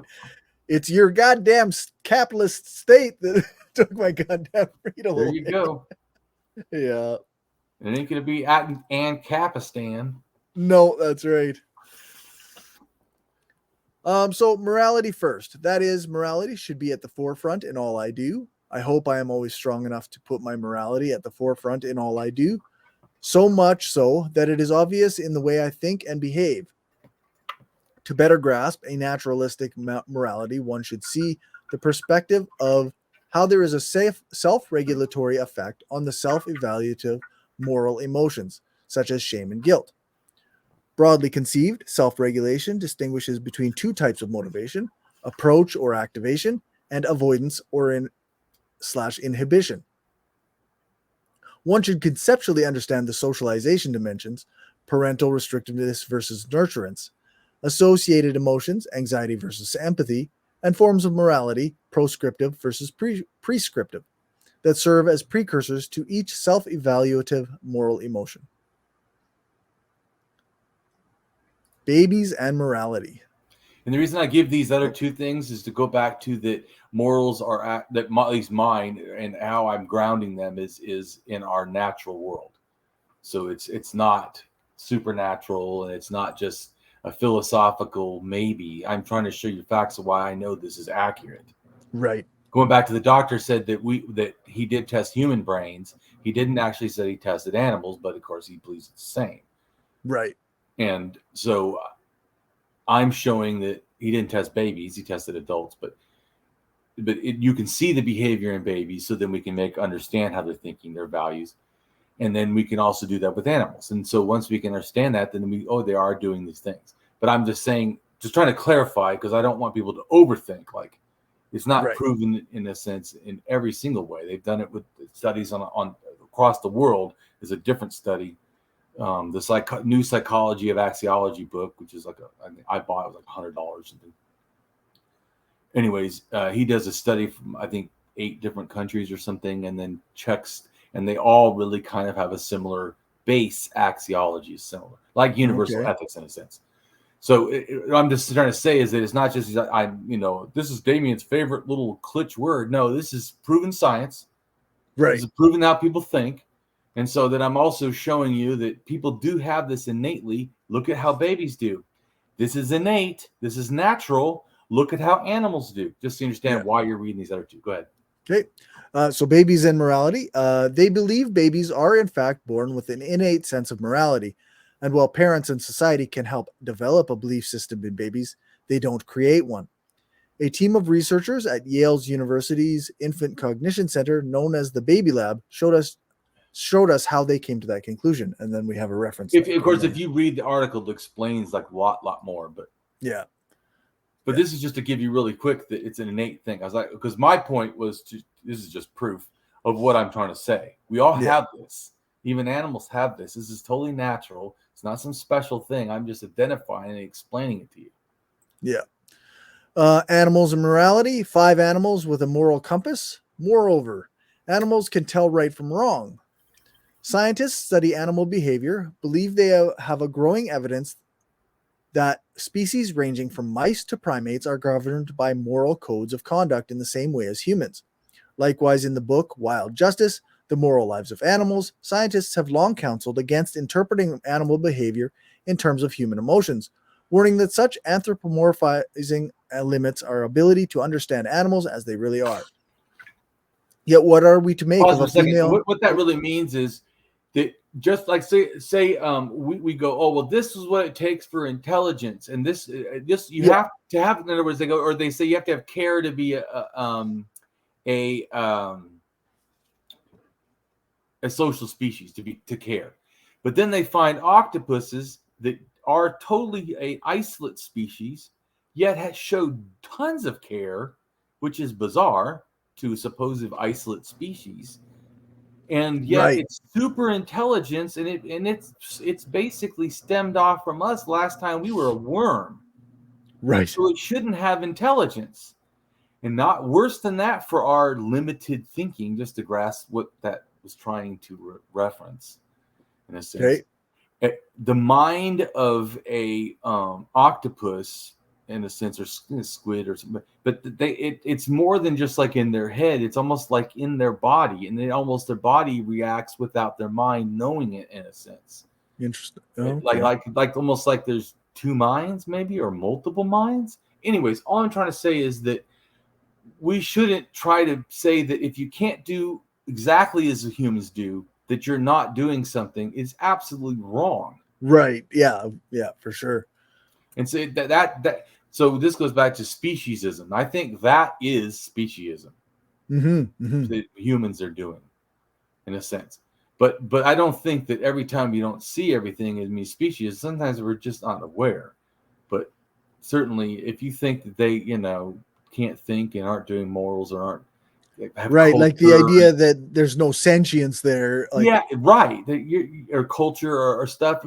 Dude, ants, okay, they bring funguses down and grow them and farm them and then eat and give them to the people, like communism and shit. And then they take some to the queen. It's helping. The queen's important because she's helping all them have babies. anyways, I'm just saying, is that not culture? It's always funny to me because like people who want to justify hierarchy, like a Jordan Peterson type, they want to use like they pick and choose, right? They pick animals that fit the model they want to portray, like lobsters. Right. That's why he became the lobster guy, right? He talks about hierarchy and competition among lobsters, but he never talks about fucking ants or like right. Like, well, I was just, there's larger animals do a lot more stuff. Yeah, I was just trying to make a sense that even our opinion of what bugs do is bigoted. Yeah, we act like they don't matter, but that's just because it makes it easier to kill them. Yeah, or to not feel bad that we've killed millions of them or whatever. I mean, it does bother me. Once again, as a humanist, it absolutely does bother me, and I try to think of how can we do things better. Yeah. So that's like someone said, what if one day we can just produce lab meat? Would you ever do it? Like, of course I would. What the fuck? Yeah, no. You just told me I can get the same stuff that I want, and I don't have to kill anything. Like, yeah. If you didn't want to do that, wouldn't that be odd? Like, what? Seriously? Yeah, that would be. I want to intentionally kill things. Hey, I guess it's not terribly uncommon actually in our culture, but because it's about value. Yeah. Our value really should be about working together and stuff and caring about nature. Care about nature. I don't know. We live in it. Haven't you? If you understand science at all, you understand there's this weird thing called ecosystems, and since we're part of it and we are fucking that ecosystem up as hard as we can, we need to understand there's consequences to harming an ecosystem. That ecosystem will collapse and everything will be totally fucked. Yeah, that's right. But anyways, I guess fuck science or whatever, but yeah. Yeah. All right. So what are we to make of a female gorilla in a German zoo who spent days mourning the death of her baby? Or of wild female elephant who cared for a younger one after she was injured by a rambunctious teenage male? Or a rat who refused to push a lever for food when he saw that doing so caused another rat to be shocked? Aren't these clear signs that animals have recognizable emotions and moral intelligence? With Wild Justice, Mark Bekoff and Jessica Pierce unequivocally answer yes. Mirroring years of behavioral and cognitive research with compelling and moving anecdotes, Bekoff and Pierce reveal that animals exhibit a broad repertoire of moral behaviors, including fairness, empathy, trust, and reciprocity. Underlying these behaviors is a complex and nuanced range of emotions, backed by a high degree of intelligence and surprisingly behavioral flexibility. Animals, in short, are incredibly adept social beings, relying on rules of conduct to navigate intricate social networks that are essential to their survival. Ultimately, Bekoff and Pierce draw the astonishing conclusion that there is no moral gap between humans and other species. Morality is an evolved trait that we unquestionably share with other social animals. Right. So anarchism does not have to appeal to anything but what's already in us. Yeah. That's like I said, that when we say that we take care of us, it's because we grasp that we are the moral arbiters. Yeah. We don't have to be told. I mean, just like when I explain some stuff, it should seem relatively simple. Yeah, because you just do the right thing. Yeah, that's right. You start with that is the goal. And here's, like I said, too. And what do you do when you do the wrong thing? I think Damien's tried to explain that with being wrong. You admit you're wrong. You actually welcome the criticism so that you can figure out what the fuck needs to change. Yeah, that's right.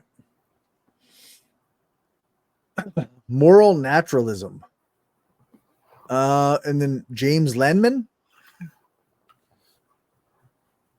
So is that the guy who yeah, right, correct. There's a lot more. All this stuff. I like think these links. Animal compass is a animal. 5 animals with moral compass is a link.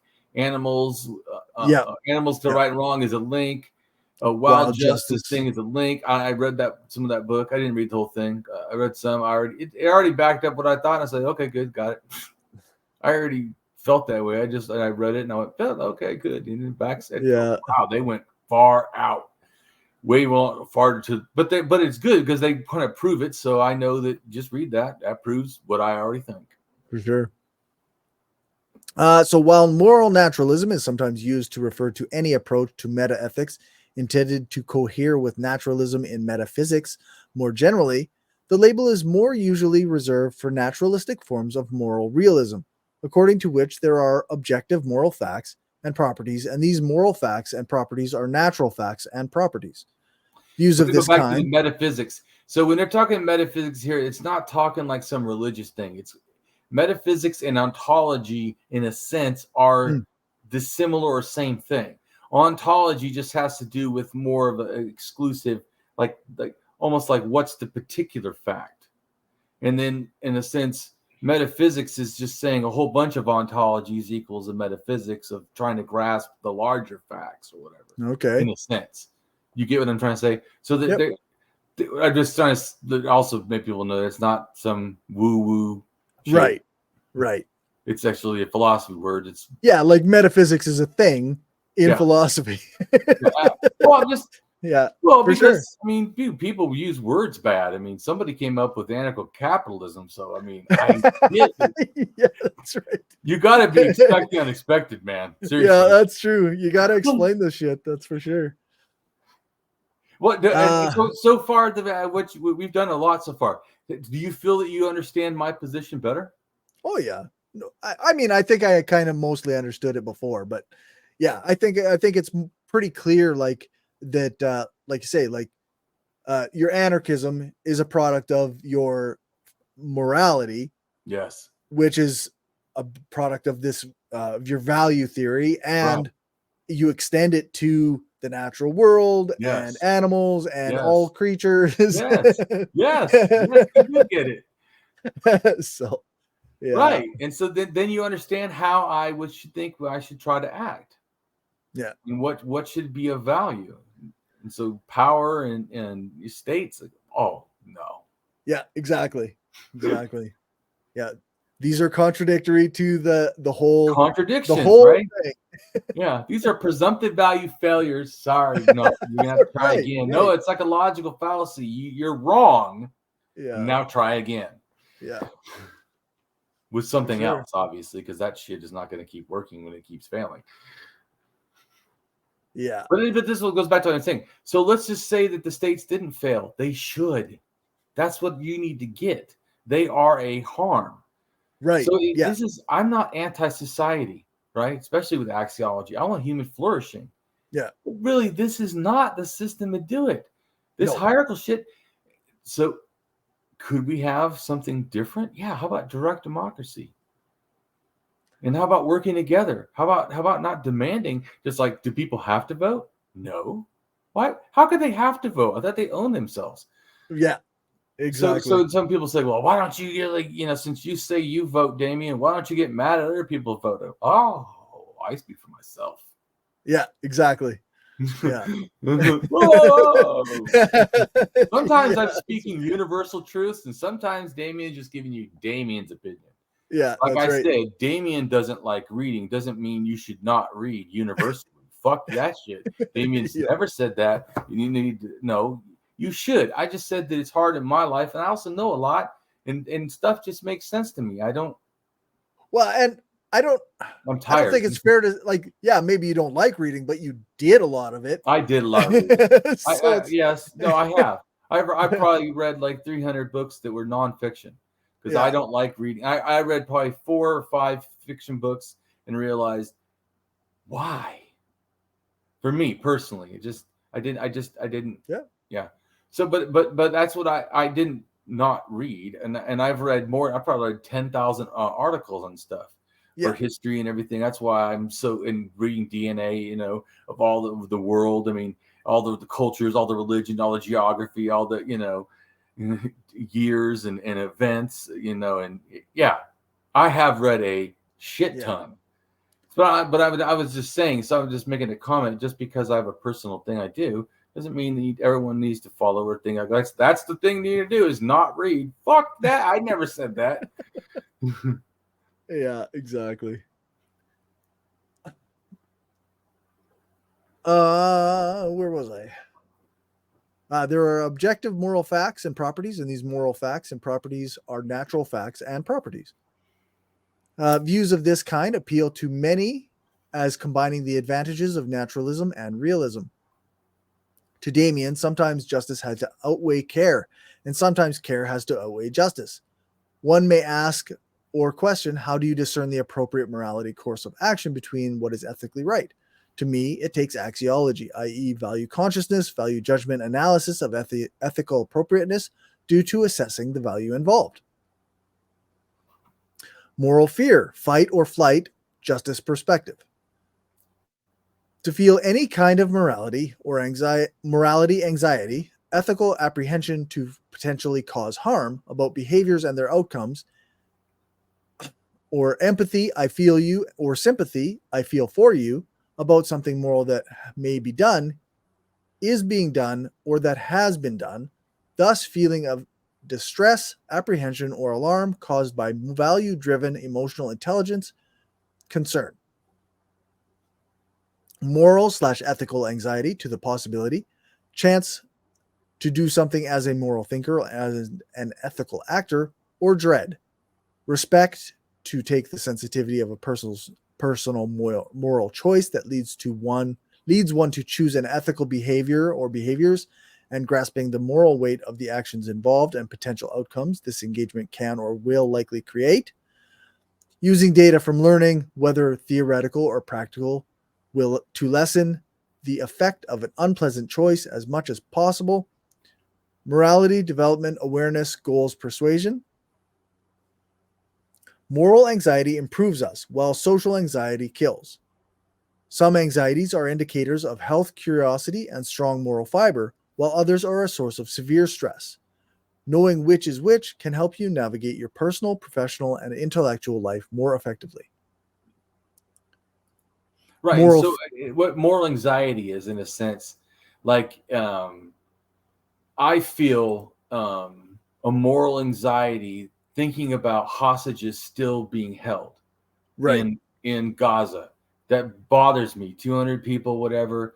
The dignity beings should not be like this. I also feel for the thousands of Gazans who have been murdered by the Israeli fucking carpet bombing.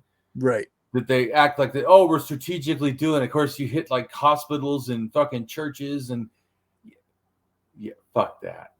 That's just, I really feel that what they appear to be doing is leveling a nice swath through so their tanks can just drive through.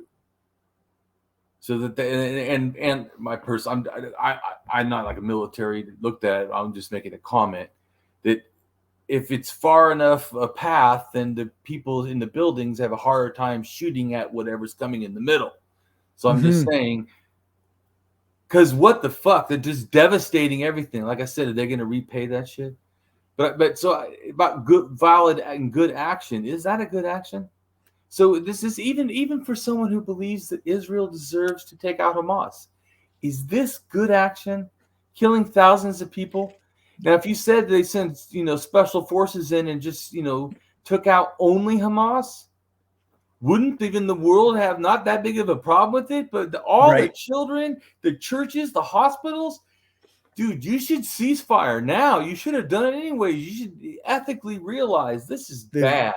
They've essentially destroyed any goodwill that they may have gained. And to me, by being even if Biden at first thought it was okay, he cannot ethically be an ethical person to me and keep supporting.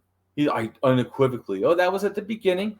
Now that they're like carpet bombing, the place, and supposedly accidentally having massive, missiles go everywhere, right, with their guided systems and everything that they've got from America. Bullshit. But to me, is it ethical to keep doing it? Let's just say it was an accident, right? Even if we presume their side of it, right? You would say, Israel, you should stop, because this can't be the way to keep going to get Hamas. To what? Just keep carpet bombing all of the thousands are dead. Oh well.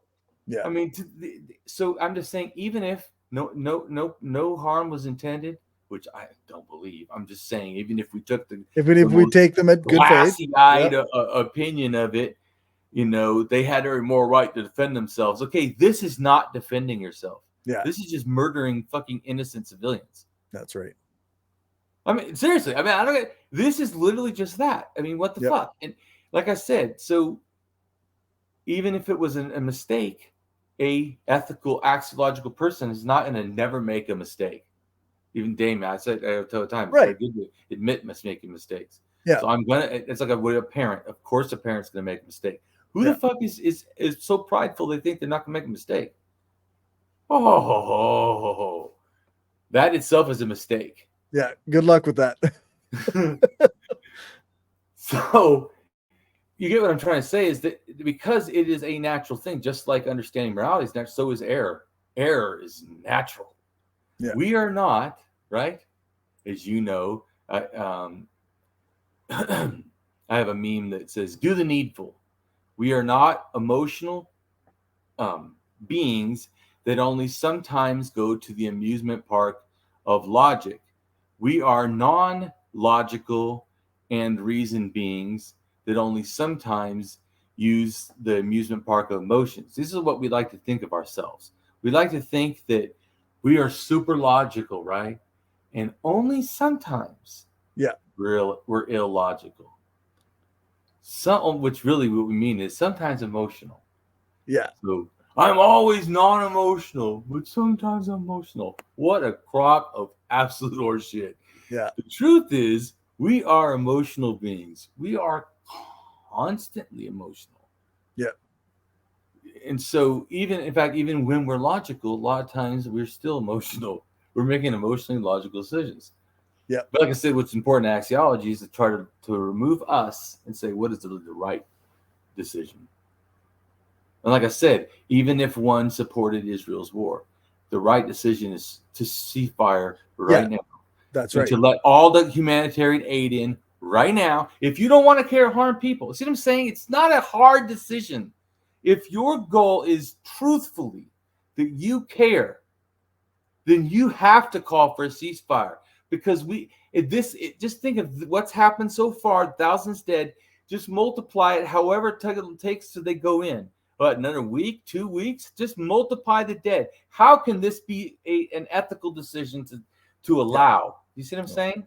Sorry, I don't mean to yell. No, you're absolutely right. Not trying to yell, because I generally, that's part of my thing to be a good person. I try to have a nice voice because it's not my nature, but it's valuable. So I try to do it for that reason, to hold myself accountable. But anyways, so I try not to like yell, but it just so you can tell, it all this bothers me. And to me, it should bother us. Yeah. Anyone who feels checked out, I understand, but it should bother us. Don't think that this is not. This goes back to the moral things. We feel grief. This is moral anxiety. When we like, oh, I can't handle them and hurt, that's moral anxiety. But that's healthy. We should feel that way. Don't get so jaded by capitalism to not care about homeless. We should always care, no matter what the billionaires say. Exactly.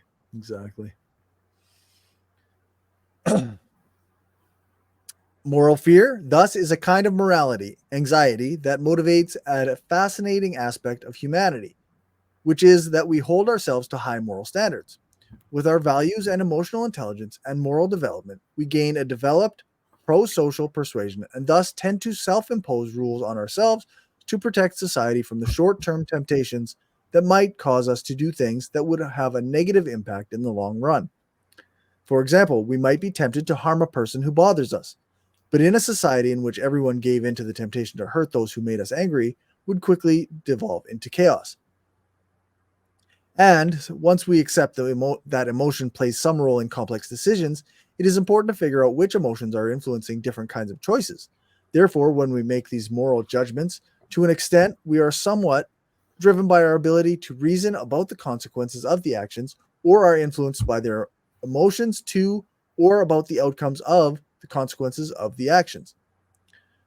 So we've got a PS, moral fear, fight or flight, consequentialist ethics, utilitarian ethics. Right. So moral fear is my own thing, and then I'm trying to show people what does my thinking relate to.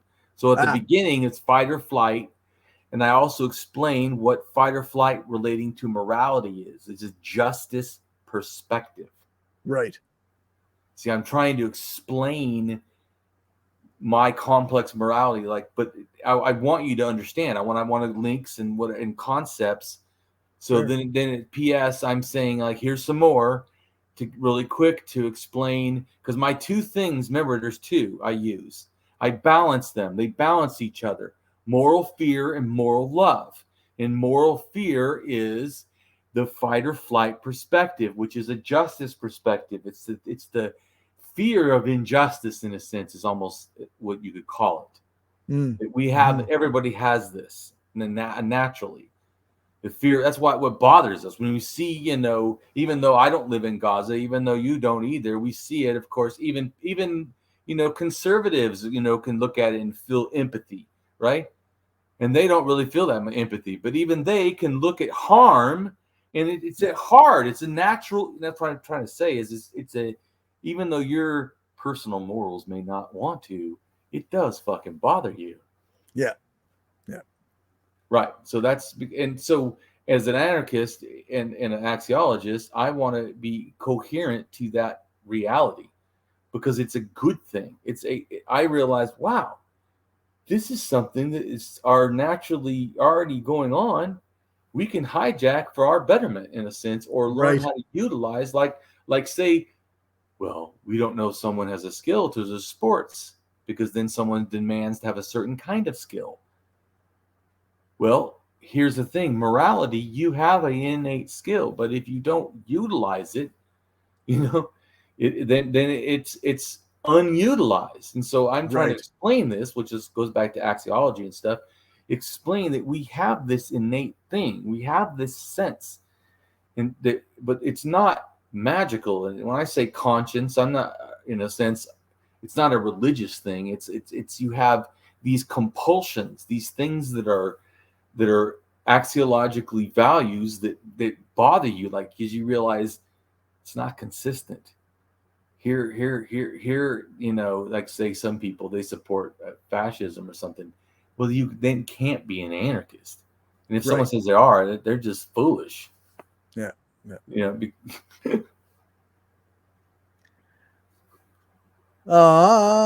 So moral fight or flight consequentialist ethics, or utilitarian ethics, is roughly referring to the fight or flight response, also known as the acute stress response, which refers to a physiological reaction that occurs in the presence of something that is terrifying, either mentally or physically. The fight or flight response, also called hyperarousal or the acute stress response, is a physiological reaction that occurs in response to a perceived harmful event, attack, or threat to survival. So moral love. But you get, that's one kind of thing that we naturally have, and I use to balance what is of value in morality. These two things, these two understandings. Go ahead and keep reading. Moral love, tend and befriend, voice of care perspective. To me, this relates to care/caring ethics, which affirms the importance of caring, motivation, emotion, and the body in moral deliberation, as well as reasoning from particulars. This moral theory is known as the ethics of care. It implies that there is a moral significance in the fundamental elements of relationships and dependencies in human life. Normatively, care ethics seeks to maintain relationships by contextualizing and promoting the well-being of caregivers and care receivers in a network of social relations, most often defined as a practice or virtue rather than a theory as such.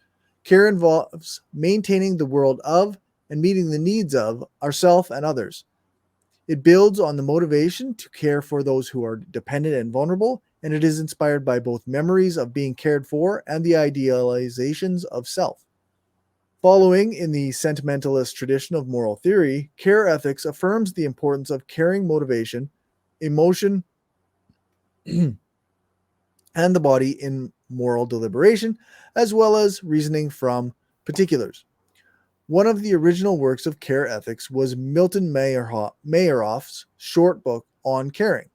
But the emergence of care ethics is a distinct moral theory as a distinct moral theory is most often attributed to the works of psychologist Carol Gilligan and philosopher Nell Noddings in the mid-1980s.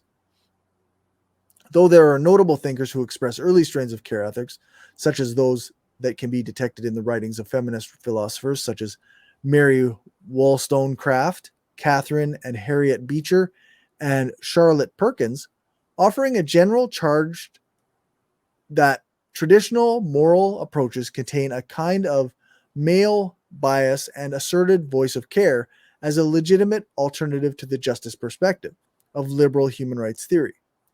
Annette Bayer, Virginia Held, Eva Fieder-Kitay, Sarah Ruddick, and Joan Tronto are some of the most influential among many subsequent contributors to care ethics, typically contrasted with the deontological, Kantian, and consequentialist utilitarian ethics is that of care ethics. The PS of moral love, tend and befriend care ethics, ethics of care, reciprocity or reciprocal altruism ethics, is similar to the fight or flight, which is only part of a bigger picture, according to Shelley Taylor, PhD, a psychology professor at the University of California, Los Angeles, and her colleagues. In the Psychological Review, as in evolutionary psychology, researchers describe how stress can elicit another behavioral pattern they call tend and befriend, especially in females. Tend and befriend is a behavior exhibited by some animals, including humans, in response to a threat. It refers to protection of offspring, tending, and seeking out the social group for mutual defense, befriending. Tend and befriend is theorized as having evolved as the typical female response to stress, just as the primary male response was fight or flight. This kind of gender determinism within the field is the subject of some controversy, but I see it as too limited, as well as because we tend to use multiple strategies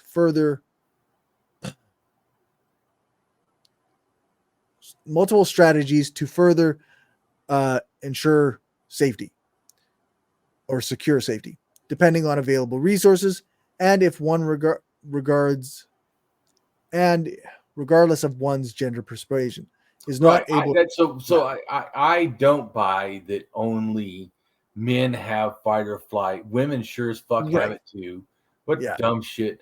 And to say that only women have tend and befriend is also bullshit, because absolutely, just like men, they go to war, they come back, the male camaraderie is, or whatever is for the event, is humongous. Yeah.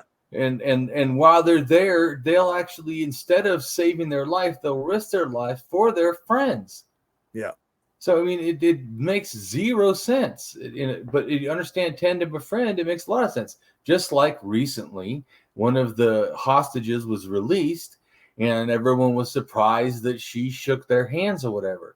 If you understand tend and befriend, that does not make, in fact, that seems very normal. In fact, healthy. Just going back to that, we need to grasp when we do care behaviors, these are healthy. Here's why it's healthy, even if that person's a terrorist. Every bit of humanity is still there in all of us. Right. It is for us to remind them to not have axiological blindness. Because once you're not axiologically blind, once you really can see stuff, you can't go back to not seeing. Yeah. So you it's hard to do incorrect action because you feel guilty. And here's the good thing. You should. Right. That is the whole point, and we should understand it. That's not some conscience from a deity. That's just our own humanity calling out to us, hey, be consistent. Yeah, for sure. Yeah, the tend or befriend theoretical model was originally developed by Dr. Shelley E. Taylor and her research team at the University of California, Los Angeles, and first described in a Psychological Review article published in the year 2000. All right. Well, I appreciate you doing all this. I know this is something you also like. Oh, yeah, for sure. But you don't often get to hear my takes on it. Right. Yeah. We usually spend time talking about history. So right. True. Yeah. Universal ethics. There are several ethical standards that are considered to be self-evident and seem to apply to all people throughout all of history, regardless of cultural, political, social, or economic context.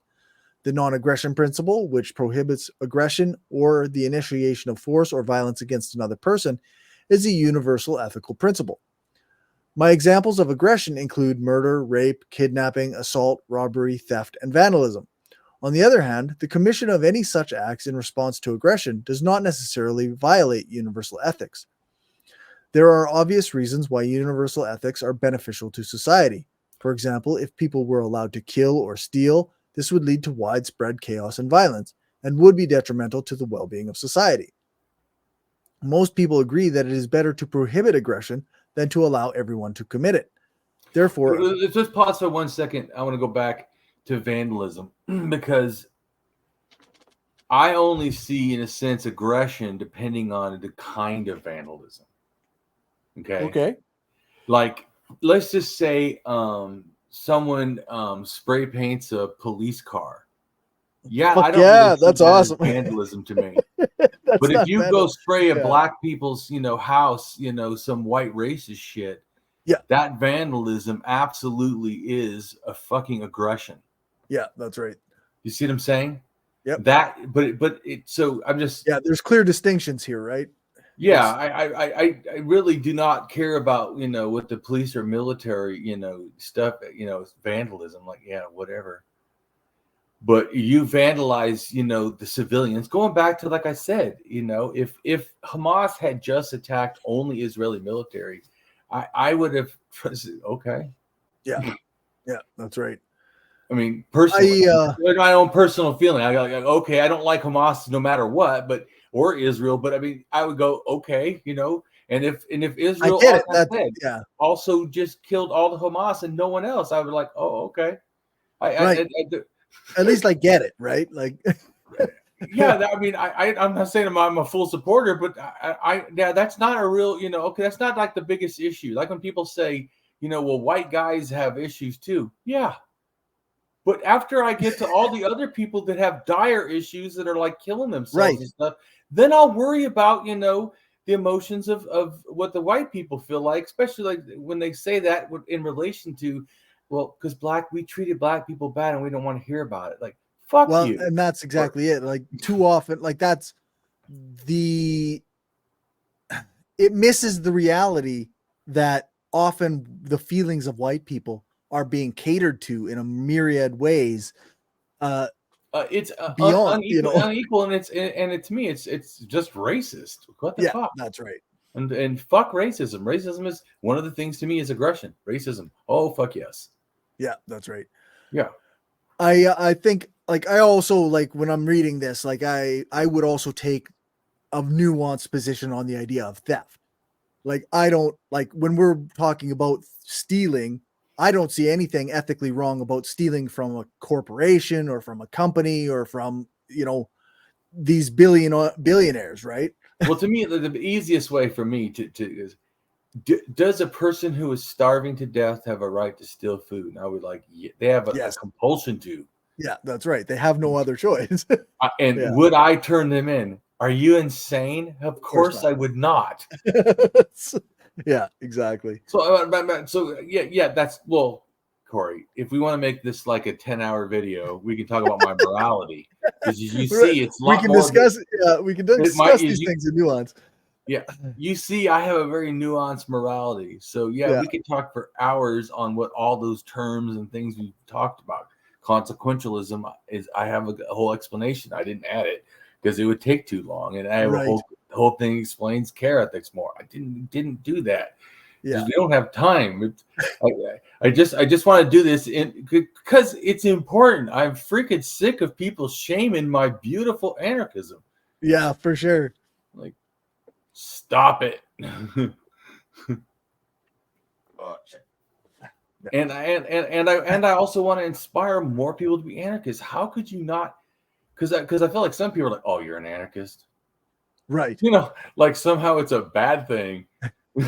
Well, because they don't know, right? And that's kind of what the point is. Right. And that's why this video is advocating anarchism. Yeah. So therefore, aggression is intrinsically immoral. Although nearly all societies have laws prohibiting aggression, this does not mean that universal ethics are necessarily reflected in that society's government or its dominant ideology. Universal ethics does not mean the imposition of one set of morals by one group on another. It means a shared way or means of reaching a consensus on norms and values that also accepts diversity, a shared understanding of what is right and what is wrong. In any circumstance or situation, we can start by examining the present state of affairs. This should be done with the aim of gaining an understanding of other cultural differences, history, and tradition, remembering that an explanation is not necessarily a justification.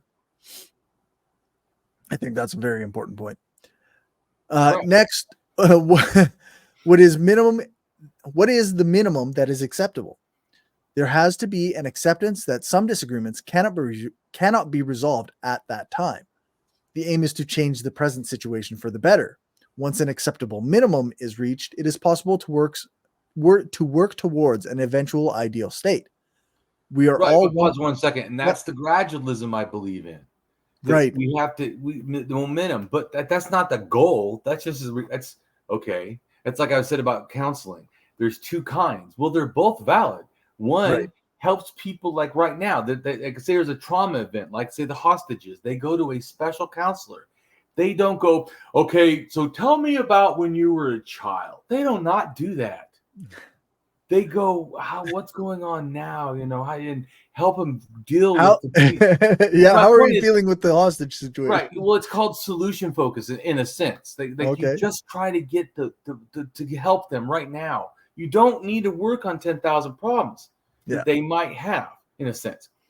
So it's like in a sense, like say if someone's in war, you know, and they get blown up, and you stop the main bleeding because at least that, then you can work on other Yeah. stuff in a sense. But I'm Yeah. saying, so that's the way to grasp how to behave, to try to think in that way. Because some outcomes are not simple; they're way more complex, For sure. and some things are not favorable. Like I would say, like most of my choices I'm limited to in the capitalism are not favorable. Right. But Yeah. I have to somehow not let capitalism win in the fact that I'm limiting myself by what the fuck they think matters or of value. I told you, I realized, oh, wait a minute. Why the fuck am I valuing what they value? Fuck, they don't even know how to value. Yeah. So it also, like I said, was a moral imperative. Well, I need to learn how to value since that's literally the most important thing to start with. Yeah. We are all one community, and we are all responsible for upholding human rights for each other. More than ever, there is a need for agreement on the existence of universally held values and the content of those values. It may prove to be impossible to find one set of universal ethical principles that apply to all cultures, philosophies, faiths, and professions, but the destination is only part of the journey. The value lies in the search for principles that can be shared by all and can underpin the framework for global dialogue on ethical issues. A universal moral code might be a set of underlying dispositions we are all born with, or it might be a set of explicit norms and values humans might one day universally accept. But a more important sense of a universal moral code is of a set of moral values that is universally valid, whether or not it is inscribed in our brains or accepted by people. Of course, that is a very controversial idea.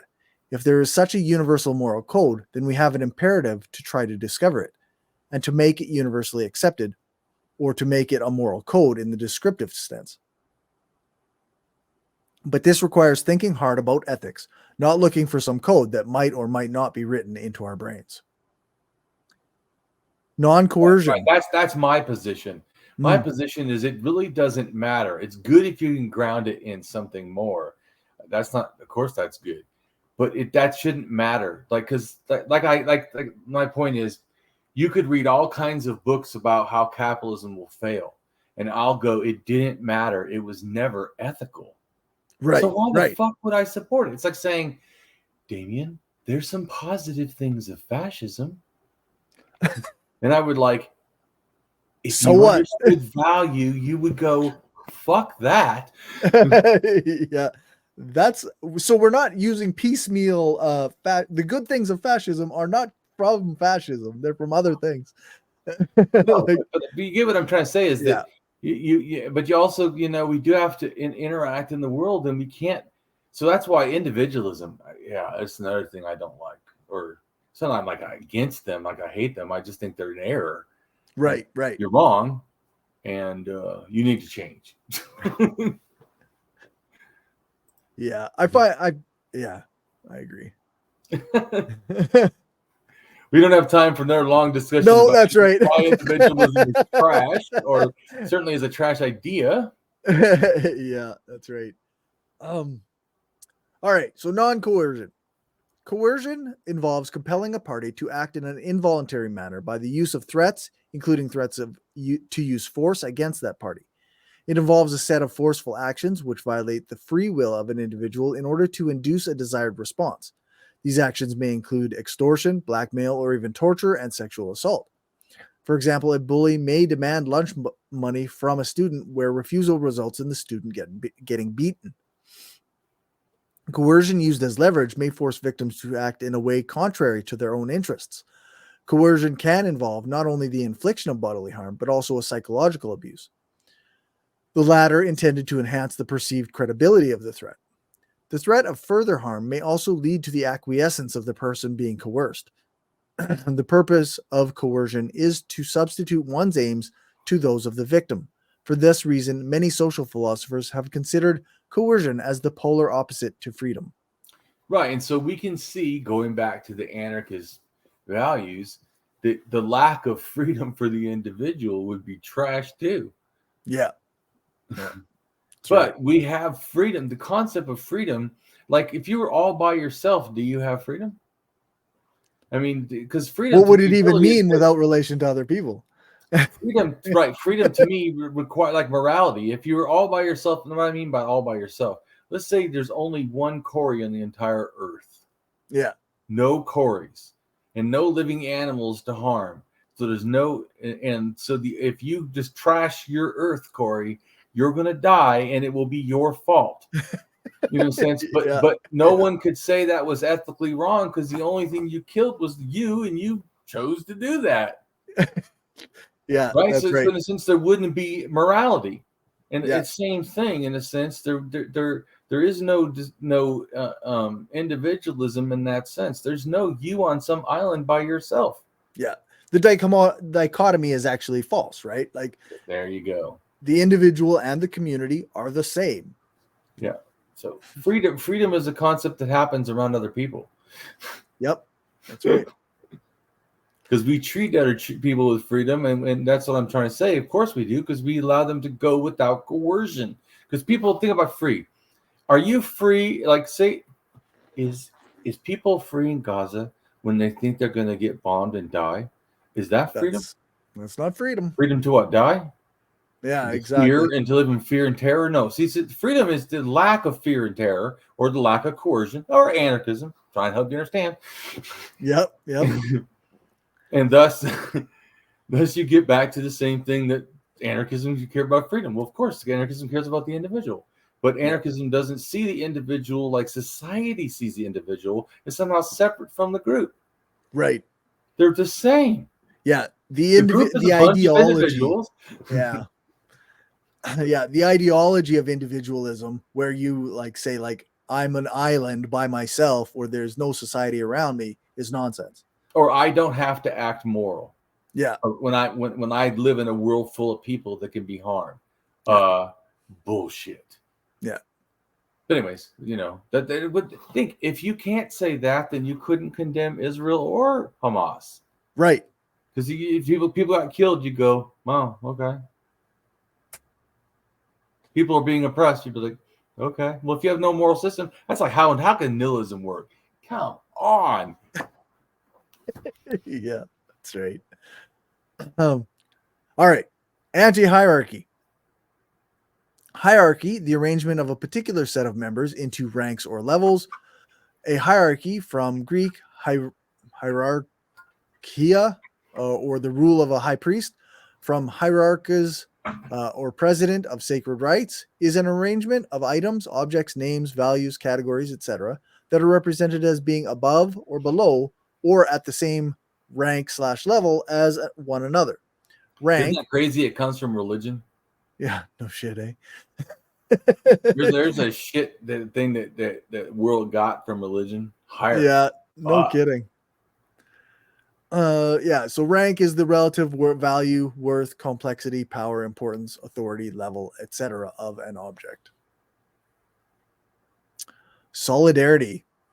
Solidarity or By the way, you're reading the solidarism. hyphen things. So those when you hear that word, all I'm saying is going back to Damien's original blog name, and I'm saying my main things, in a sense, the values of anarchism are these things: non-coercion, anti-hierarchy, right? Yeah. So you get what I'm saying. So these are my opinion. These are what I see as anarchist values. Yep. So solidarity. If you don't agree, or you have a comment about, or you do agree, you can say whatever.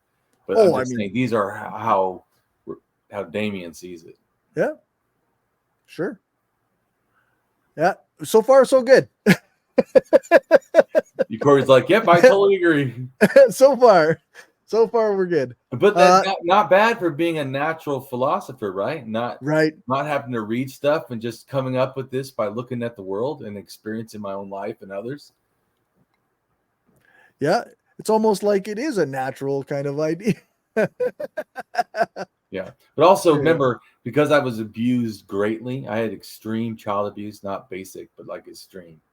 Yeah. Which turned me sociopath in a sense, because of just you break or whatever, and that happened to me. But once again, I don't have to be limited to that. I'm a pretty good person, right? I try to be a good person, and so which is not really common for a sociopath. Yeah, you know what I'm saying. So I tell people, yeah, but see, I am not my nature. I have a choice. That's why I totally agree that we don't have free will at any amount, like any will at all. I don't think that we're correct that we think we have 100%. I think we're way more motivated by stuff than we think. Right. But we're motivated. We're not controlled. And I also think it's wrong when science does a test on a non-morality issue where the person didn't even have to emotionally or morality think. Just A or B, and then you could do it 80% of the time, or 60 or 70, which still is not 100%. So how do you you're still not 100% accurate? So there is still something going on. So I feel like even to say it's disproven, how is it? It's not 100%, but you got 100% claim. It's 100% disproven, but your evidence is only 60 or 70%. Right. That sound like 100% to accuracy to you? Anyway. Yeah, it's one of those. Yeah, there's a lot of questions with some of those. But you get what I'm trying to say. I'm not saying that they're trying to lie or something. Right. I'm just saying they're inaccurate to make large ethical leaps. What? Yeah. Okay, so you figured out that people can flutter their eye. That doesn't mean how they morally behave. You see what I'm saying? Like, what does that have to do with the other one? Yeah. So you get, or whatever. So someone's going to make a non-emotional, which is another kind of choice, right? What if you showed a picture of kids in a terrace, and you said, "Here's your kid captured by Hamas. What's the right choice?" Do you think they're going to be able to scientifically figure that out? I bet you they won't. Yeah. Or maybe they will, because guess what? They're thinking axiologically, just like the mother or the person. So the point is, I'm just making a comment. One thing is the person's choice, saying you can see the choice, right? But like I said, if you can show me to prove to me that we have everything is automatic, okay, right? Without any supposed rational thought, which isn't rational thought itself, stemming from somewhere in the brain. So, I mean, I feel like is there almost sense animizing the brain or something? You know what I'm saying? Instead of seeing it, it's natural. Yeah, it's amazing. Yeah, it does weird shit. Okay, so does a computer, but I don't go, "Whoa, computer!" You know. I'm sorry. Yeah. No. I'm not trying to be mean, but I'm just saying. Yeah. So it goes back to, like I said, I try to be rational. I mean, because that's a good person should try to be rational. That's a healthy behavior. Yeah. So I think about things. So like I said, I'm a natural philosopher. I'm always, in other words, also people understand it's not like I sometimes try to. A lot of times it's out of anger, just so people know. Someone will say dumb shit like anarcho-capitalism is the best or something, and then I get angry. You motherfucker. And I go and research to prove why they're wrong. Because I never even read it before, but now I know they're wrong, and so I'm going to prove them wrong. So I go look at the. Of course, I was right. They're wrong. Yeah. Yeah. All right. So solidarity. Solidarity or solidarism is an awareness of shared interests, objectives, standards, and sympathies, creating a psychological sense of unity of groups or classes. Solidarity does not reject individuals and sees individuals as the basis of society. It refers to the ties in ties that bind people together as one. Anarchist theorist Peter Kropotkin, 1842 to 1921, connected the biological and the social in his formulation of solidarity.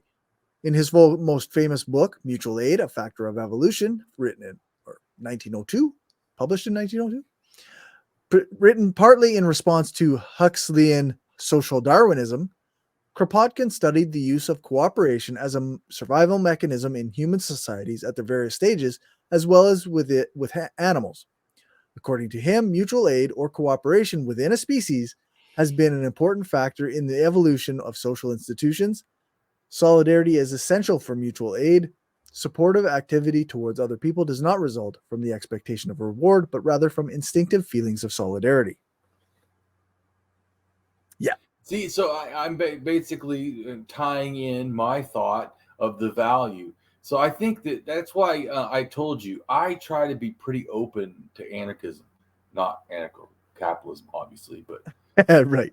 You know what I'm saying? But I mean, it's like I said, well, because it has to be consistent. You know, the values. You can't tell me you're something inconsistent. It's not. It ain't gonna work for me. Right.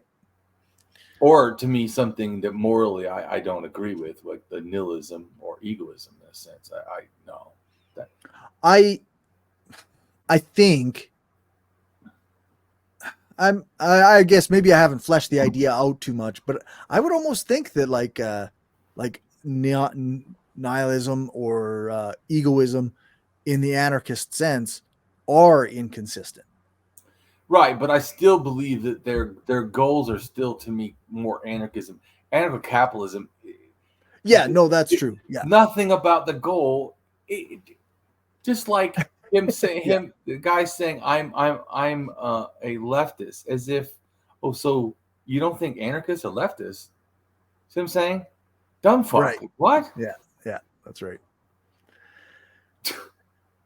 Well, some call themselves post-left, which still acknowledges, guess what? There's a left. Yeah, you get what my point is. Yeah, I'm not trying to go every anarchist theory. Yeah, because like I said, what I'm really trying to do is really show mine and what mine is, and ground mine, that mine is absolutely grounded in normal anarchist theory in a sense, or that normal anarchist theory, which I should say, matches how I see the world axiologically. It's probably more accurate, but I'm trying to help both anarchists see how I'm really kind of the same, and I don't. So that's why I said, maybe I should just call myself anarcho-communist, because people would understand it better. Right. But I just want to get people to understand. I don't even know exactly read it all to say I agree. I want to show, here's what I agree to, which you're reading. This is what I agree to. And look how anarchism agrees with me. Right. Yeah. All right. Internationalism actively opposes nationalism, similar to but distinct from globalism. Internationalism is an important component of the socialist political theory based on the principle that working class people of all countries must unite across national boundaries and actively oppose nationalism and war in order to overthrow capitalism. In this sense, the socialist understanding of internationalism is closely related to the concept of international solidarity. Internationalism is a political principle that advocates greater political or economic cooperation among states and nations.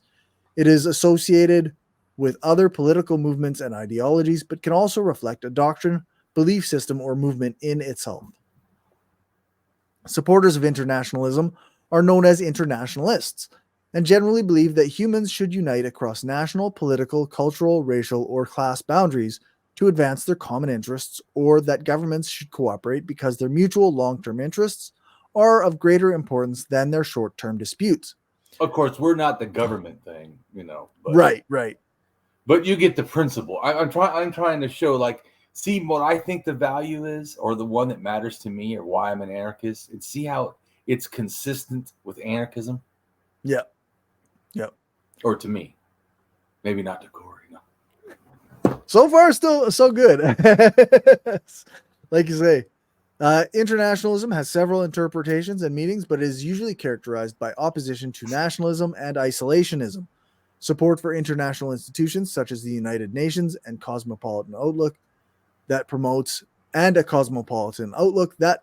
respects other cultures and customs. The term internationalism is similar to, but distinct from, globalism and cosmopolitanism. The International Working Men's Association, or First International, was an organization founded in 1864, composed of various working class radicals and trade unionists who promoted an ideology of internationalist socialism and anti-imperialism. Figures such as Karl Marx and anarchist revolutionary Mikhail Bakunin would play prominent roles in the First International. The inaugural address of the First International, written by Marx in October 1864 and distributed as a pamphlet, contained calls for international cooperation between working people and condemnations of the imperialist policies of national aggression undertaken by governments. Right. And so since the anarchist has that, that's what we see governments and nationalism in general, the concept, and patriotism, all this kind of crap, is just toxic to the overall humanity, really. For sure. Because you just think, why should Cory value another human life more or less, depending on, I don't know, the little plot of dirt that it was born on? Yeah, exactly. It's somewhere on the earth, we constantly hear that, like a plane goes down, and they're like, there were 3 Canadians aboard. And I always, ever since I was a little kid, I always wondered why that was something that was worth mentioning. Because 80 people died, but 3 Canadians were on board. So what? Right. 80 people died. Like, that's what I need to, that's what I'm worried about. But yeah, ever since I was a little kid, it never made any sense to me. Yeah, this is I think one of my funnest videos so far with you. All the videos you've done, I'm digging this one the best. Yeah, it's a good one. For me personally, I'm saying, maybe, everybody else, but for me personally, I'm digging. Well, this is like really important stuff about how I live my life and why. So, I mean, right. And yeah, it's like I'm bearing my soul or whatever. There you go. Yeah, no, that's good. All right, we're on to mutualism now. So mutualism describes the ecological interaction between 2 or more species, where each species has a net benefit. Mutualism is a common type of ecological interaction. Mutualism can be contrasted with interspecific competition, in which each species experiences reduced fitness and exploitation, or parasitism, in which one species benefits at the expense of the other. Mutualism plays a key part in ecology and evolution. For example, mutualistic interactions are vital for terrestrial ecosystem function, as about 80% of land plant species. Right, 80%, like most of them. Yeah. Just what goes back to what I'm saying about mutualism. It's not all these things I'm trying to show you. These are not, like, going back to the thing that, like, people are so worried, well, where's anarchists going to get their ethics? Fuck, we get them from just naturally what's right, what's good, what's flourishing, that doesn't mean we have to have 10,000 fucking laws to tell people to do what's flourishing. If you grasp the main concept, the core value, that's what we should push. Because just like I said, and what's the core value? Goes back to the beginning, not just mutualism, but also all the other ones that I'm listing. These are all the core values. Yeah.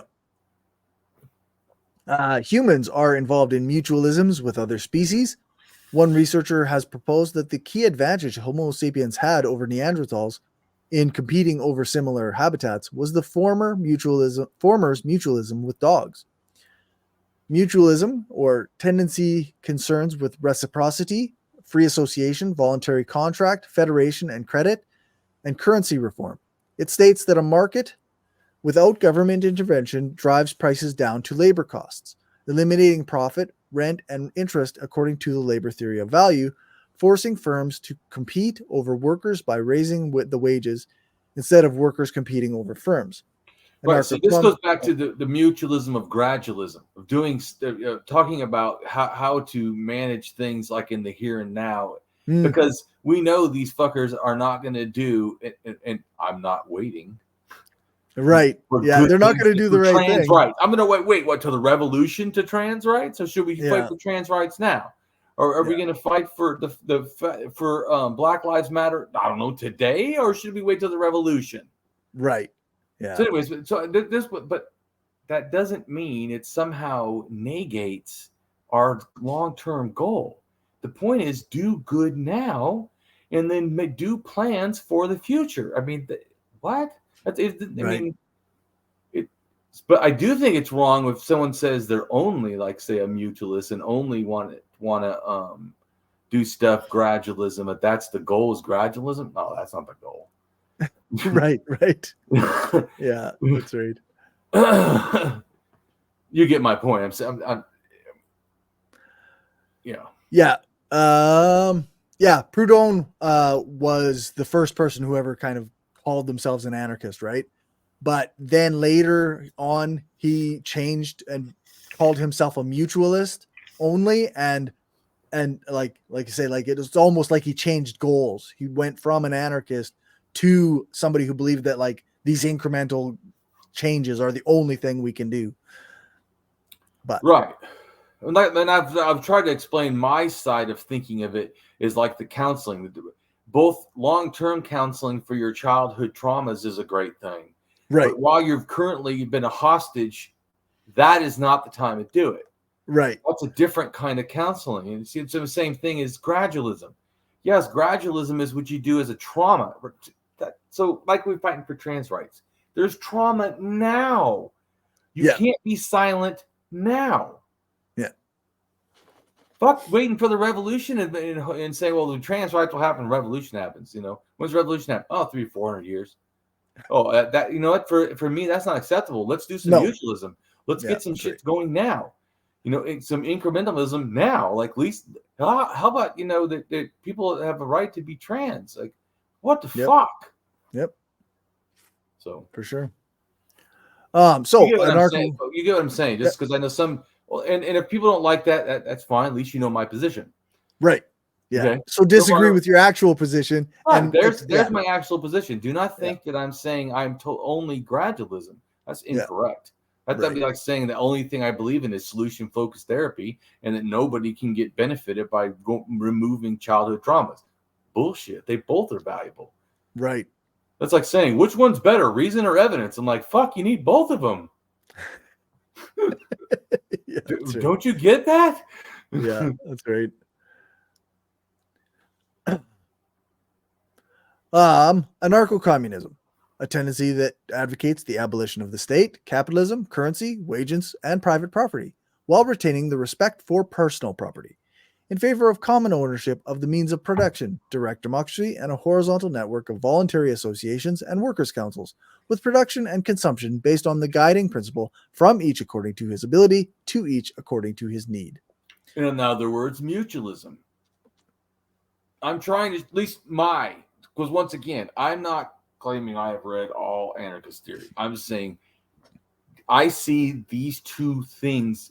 Anarcho-communism saying this is a relation to mutualism, not maybe someone else's conception. Even like I said, I try to explain like my thing of morality. I didn't read someone else, so I'm not using what other people say. So I think people's like, well, Kant said this, and I don't even know what Kant said, dude. Okay, whatever.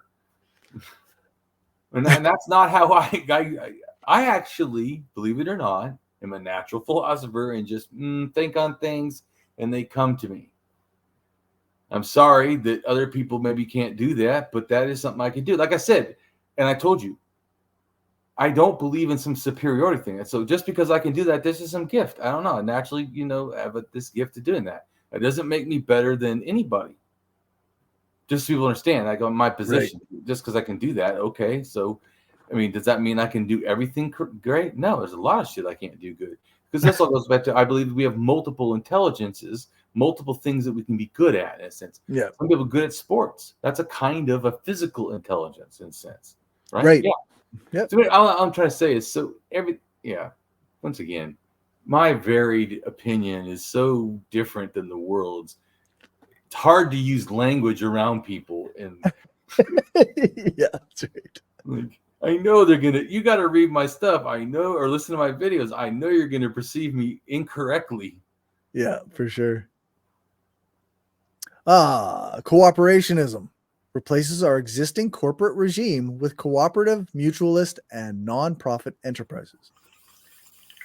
Social anarchism, the umbrella term, several traditions of thought that emphasize the social life and relations, while individualists focus on personal autonomy and the rational nature of human beings.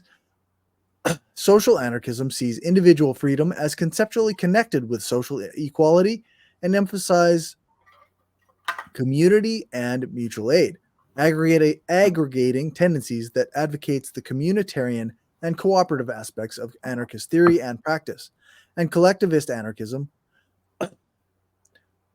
a revolutionary tendency most commonly associated with Mikhail Bakunin. Johann Most and the anti-authoritarian section of the First International, it opposes all private ownership of the means of production, instead advocating that ownership be collectivized. Some collectivists do not oppose the use of currency, supporting workers being paid based on the amount of time they contributed to production and purchasing commodities in a communal market. This contrast, by the way, that is what I've told you before. The only thing about communism I cannot agree with, the ending of money. Yeah. What it should be done is ethically, like everything should. If you're going to do something with money, then you have to do it the most ethical way that you can. Right. So going back to, I told you, because all I hear is someone say we're not going to have value transfer and value, sharing and value acknowledging. If I come from a toothpick and I ask for your house, does not value. Right. We're not trading. Right. Right. You get what I'm trying to say. Is that, yeah.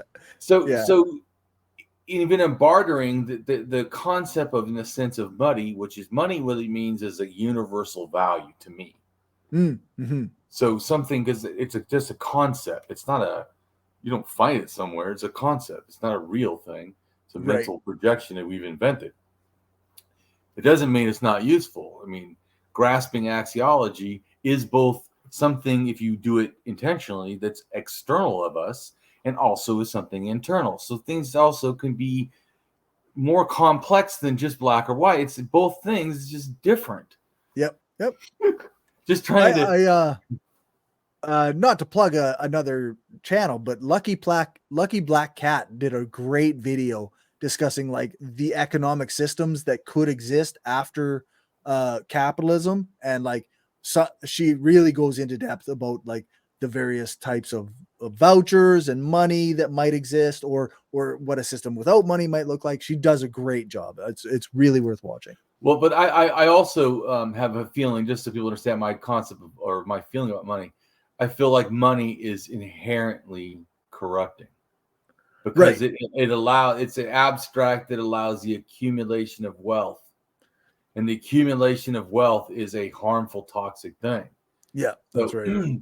I do kind of think that maybe it's just a transition, but I do think the concept sort of a mutualism, going back to mutualism, is at least as I've read a little tiny bit, the concept of a mutualist bank, something to me that the society controls the money and the society votes on what the bank does with the money.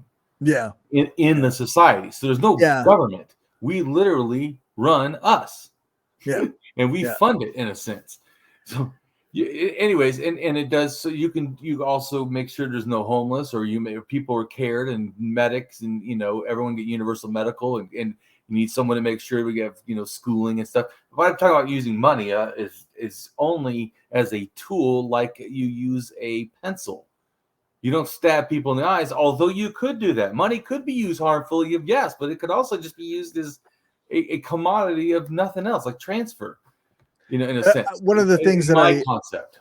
One of the things I quite liked, I mean, we're getting a little bit off the beaten track here, but one of is the idea of like a voucher system where like the value of the money or the voucher disappears when it's spent.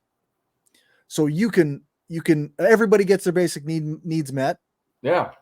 And you can do extra work if you want to get a little bit extra money to buy a specific extra thing. Right.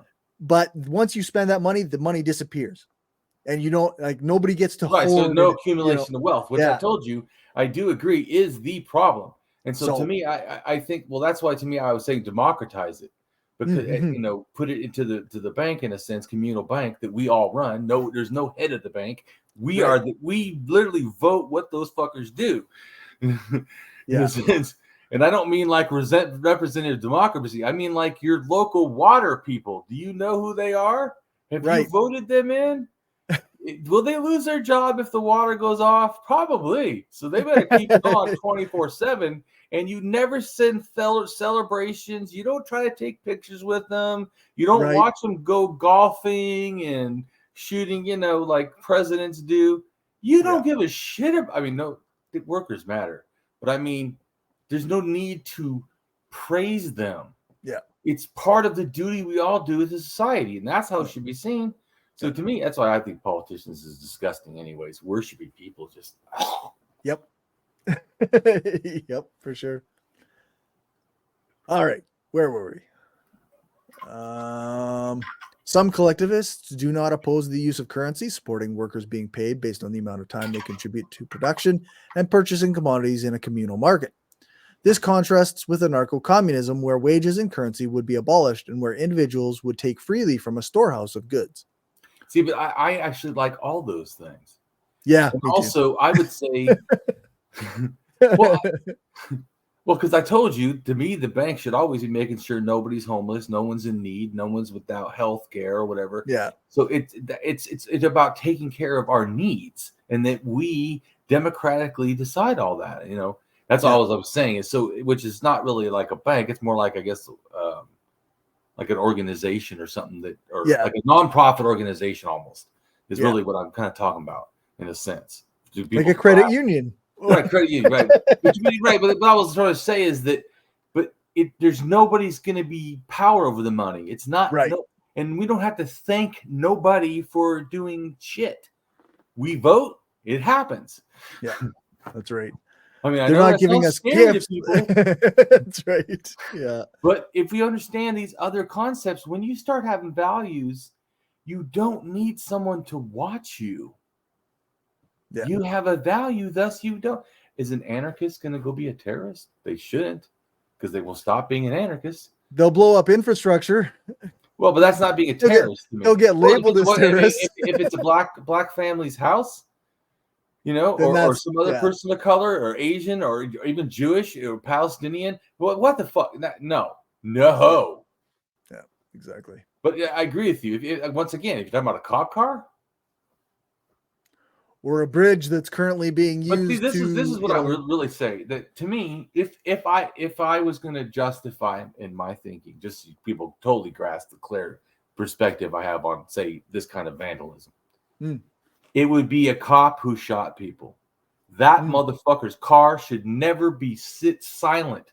It should be constantly mobbed with fucking red blood and all. Just fuck that thing up, because that fucker should never be able to see the light of day without society showing its disapproval. Yeah, but that doesn't mean that a cop, because some police maybe could be mildly nice.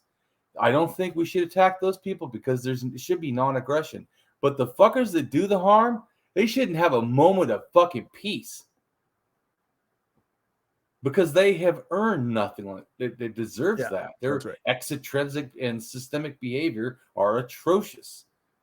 But I didn't say we should fucking, hurt them physically, because I Right. don't. I think they still have intrinsic life that's of value, just like mine. I just don't I think just, they should be cops.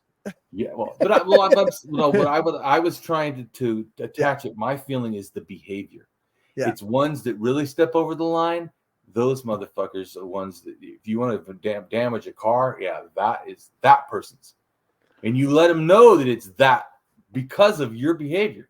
Right. Because I think society. That's why I was saying before about, like, who's going to police the police? Somebody needs to. Society should fucking, like I said, throw fucking pig's blood or whatever. Paint, red paint, all our car. Yeah. Because it to me, you fucking kill people, you should never feel good. I don't care if they let you off in court. Society knows that's no, nope, Yeah. Yeah. nope, and they shouldn't be working.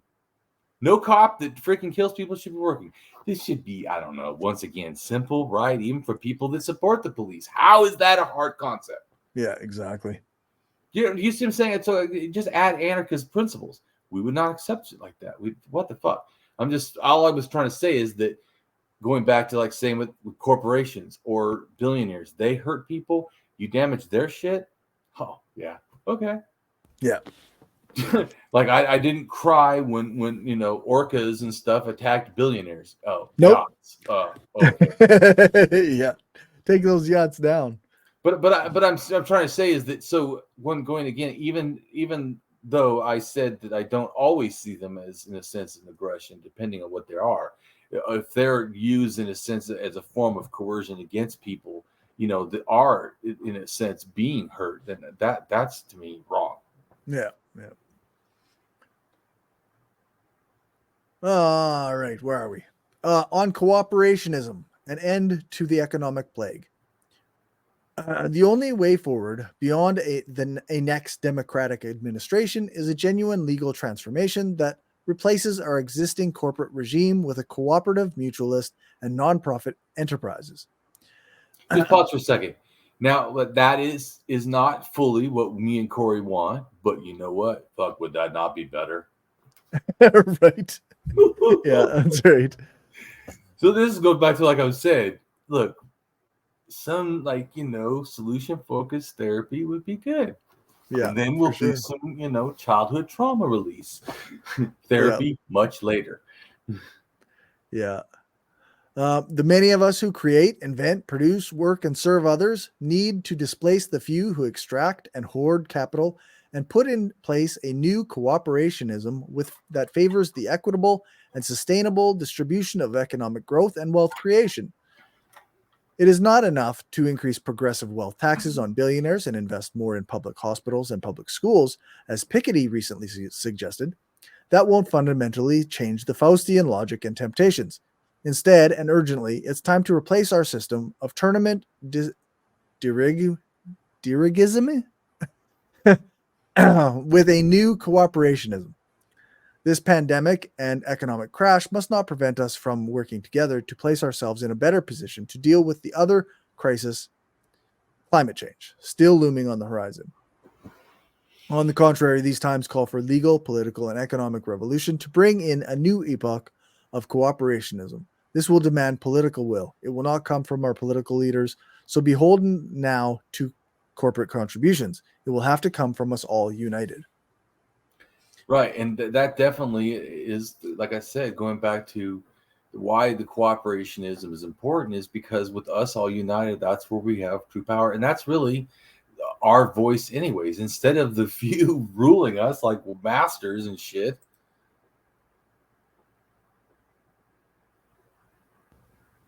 For sure. Empowermentism involves the steps for the empowerment of humanity, power to the people,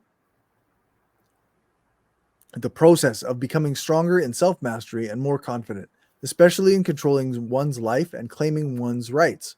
Empowerment, the capacity of individuals, groups, and or communities to take control of their circumstances, exercise power, and achieve their own goals, and the process by which individually and collectively they are able to help themselves and others to maximize the quality of their lives. Empowerment is the degree of autonomy and self-determination in people and in communities. This enables them to represent their interests in a responsible and self-determined way, acting on their own authority. It is the process of becoming stronger and more confident, especially in controlling one's life and claiming one's rights. Pause for a Empowerment. second. Yep. Doesn't that sound like anarchism? Right. Yep. Right. So see how I showed what I think the value is, and I showed, well, of course, it connects to us because we're not trying to make Cory the master and Damien the new master, right, or some bullshit. What we're trying to do is just together or whatever, trying to figure out moral or new ways of doing anarchism to get to our shared goals. Because getting to the goals is the point. Yep. Empowerment as action refers both to the process of self-empowerment and to professional support of people, which enables them to overcome their sense of powerlessness and lack of influence, and to recognize and use their resources. As a term, empowerment originates from American community psychology and is associated with the social scientist Julian Rappaport, 1981. However, the roots of empowerment theory extend further into history and are linked to Marxist sociological theory. These sociological ideas have continued to be developed and refined through neo-Marxist theory, also known as critical theory, in social work. Empowerment forms a practical approach of resource-oriented intervention in the field of citizenship, education, and democratic education. Empowerment is seen as a tool to increase the responsibility of the citizen. Empowerment is a key concept in the discourse on promoting civic engagement. Empowerment as a concept which is characterized by a move away from the deficit-oriented towards a more strength-oriented perception can increasingly be found in management concepts as well as in the areas of continuing education and self-help. Empowerment is the process of obtaining basic opportunities for marginalized people, either directly by those people or through the help of non-marginalized others who share their own access to these opportunities. It also includes actively thwarting attempts to deny those opportunities. Empowerment theory, social work involves using intervention methods to guide people towards achieving a sense of control. People may feel helpless in their lives for any number of reasons, but empowerment theory focuses on how oppression contributes to this experience.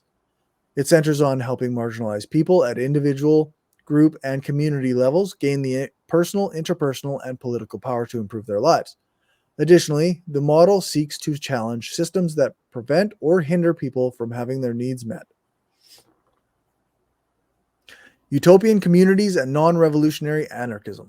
Now, this stuff you're reading from this point is all from the philosophy journal by Stanford University.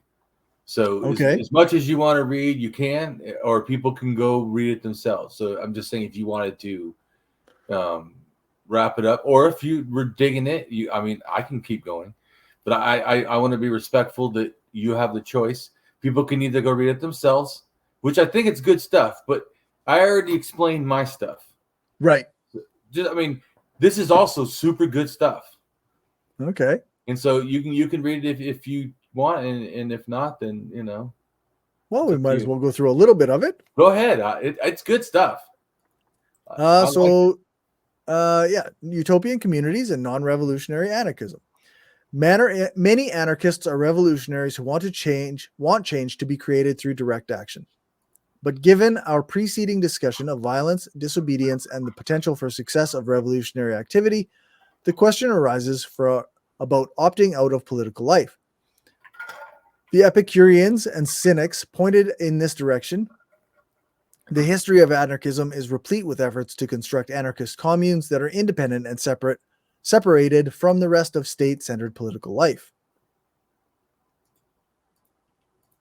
We might pick up the history here with the Christian anarchists and pacifists of the Reformation, the Mennonites, for example, or the Quakers who refused to doff their hats for political authorities and who sought a refuge in Pennsylvania. Indeed, there is an anarchist thread to the colonization of North America, as those who were disgruntled with the European political and religious hierarchy left for the New World or were forced out by the European authorities. In the 17th century, Anne Hutchinson was cast out of the Massachusetts Bay colony and forced to found a new community, where she concluded that the idea of government was flawed. Hutchinson is considered one of the first anarchists of North America. Separatist communities were founded by the New England abolitionists and transcendentalists by Josiah Warren and by others. Anarchist communes were formed in Europe during the 19th century and in Spain during the 1930s. There have been ongoing movements and organizations of indigenous peoples and others who inhabit the margins of mainstream political life. In the 1960s and 70s, anarchist separatism was reiterated in the hippie communes and attempts to live off the grid and get back to nature. Alternative communes, squats, and spontaneous gatherings continue to occur. That's interesting stuff. But yeah, I think we can probably wrap her up. Well, like I said, the other ones are my values and stuff, so it's got a lot of power. And with this, I mean, it's explaining a lot, so you understand. So, but this is really good for, I would say, for people that don't know much about anarchism and want to also see a philosophy, not just my point of view in philosophy from Stanford University, just like Wikipedia, is that way people can't act like, I'm trying to push a bias. Right. So I didn't go to a leftist blog or anarcho-communism and blog and say, well, what do you think anarchism is? Because, of course, they're going to have an anarchist worldview from an anarcho-communist worldview. Right. So, anyways, my point is, I wanted to do the philosophy. So it's good for people to read, and I think it's helpful if you want to know. But my biggest point of this thing was advocating my different, in a sense, values that I think that anarchism does, and certainly the ones that matter to me. So that's why advocating anarchism to me is the morality, which we talked a lot about, right? Non-coercion, anti-hierarchy, solidarity, internationalism, mutualism, cooperationism, and empowermentism. Yeah. And that's to get, in a sense, the whole group of what I'm saying. So that's what I feel, if you do all those things, isn't that a good person? Yep. I mean, sounds like a damn good person to me. Yep. Like I said, I went looking for more anarchist friends. Yeah, that's right. So, all right on. Speaking of anarchist stuff, go ahead and tell us a little bit about you and what you do for our anarchist viewers, because I'm sure we're going to have a lot more anarchist viewers than other viewers. Yeah, I think probably mostly anarchists on my page, but it's the Skeptical Leftist podcast. You can find it on YouTube or any podcast app. I'm at Skeptical Lefty on pretty much any social media, and should be sometime today. I'll be publishing my interview with the edited version of my interview with Margaret Killjoy, who is relatively well-known anarchist podcaster and author. And yeah, I thought it was a really good interview, and it's a lot of fun. I've interviewed a variety of people from different political stripes, but I do tend to focus on anarchism because that's kind of my thing. And yeah, of course, I do read reviews with Justin. Right on. And so now that you've seen me kind of lay out my thinking, what are your thoughts on what I think or whatever? Oh, I think in general, like even before we kind of knew that we saw things similarly, even if not exactly the same, right? Right. I think like it's good to see like the various ways that you got there through your moral reasoning and whatnot. I think that's really interesting stuff. Right. Thanks. Yeah. No, I thought it was good. I really enjoyed this one. A lot of times the history stuff we do, it gets pretty dense, and I get like, I almost get like slowed down by the end of it, but I don't feel that way today. Today I feel like still pretty good. Yeah. Well, like I said, I'm always excited, to talk about it because I don't talk about it very often. Yeah. And it's hard because people want to put me in a box, or like, well, who what thinker do you think like? And I'm like, well, I don't know. You could probably tell me, Cory, what thinker do I think like? I mean, to me, I mean, I would say that you have similarities with a variety of thinkers, Right. but not 100% with any one of them. So, Right. Exactly. yeah. So that's why and then people feel like I'm just trying to be particular. I'm like, I'm just being honest. Yeah. I'm not. This is not like a show. This is me. Right. I mean, you Yeah. either like me or not, but this is me, and I'm trying to explain it in the most, detailed way. Well, not the most. That could be way more detailed, but in a quick. So I Yeah. should say a quick, detailed way, in a sense, but still detailed way of what, why, and who I think. So if someone disagrees with me, I mean, I haven't hid anything I think. Yeah. I think I've been pretty clear. And then also my thinking on anarchism. So you can see why all those are positive things. All those are flourishing of humanity things. Yeah. So that's, in a sense, that's how I get it and why it matters to me. And that's why I say, when you're not following those things, to me, you're starting to leave anarchism. Like these are what our values are. But like I said, the two main ones, which in a sense more things can come off of, is that we don't believe in hierarchy. That's number one. Yeah. If you even start that, done. That's right. Done. No, that's number one. So that's why authoritarian, nope, done. And then the no coercion, authoritarian, coercion, oh, done, no. Yeah. Yeah. But that's. Go ahead. I was just gonna say that's like all the other things like the empowermentism, the cooperationism. I'm sure that there's anarchist perspectives that are going to be slightly different in one way or another on how much they play into their own personal philosophies and this and that and the other thing. But like you say, like the core, the two things that you have to have is anti-hierarchy and anti-coercion, which means you can't be capitalist because it's not just anti-state. We are anti-state, but as a result of.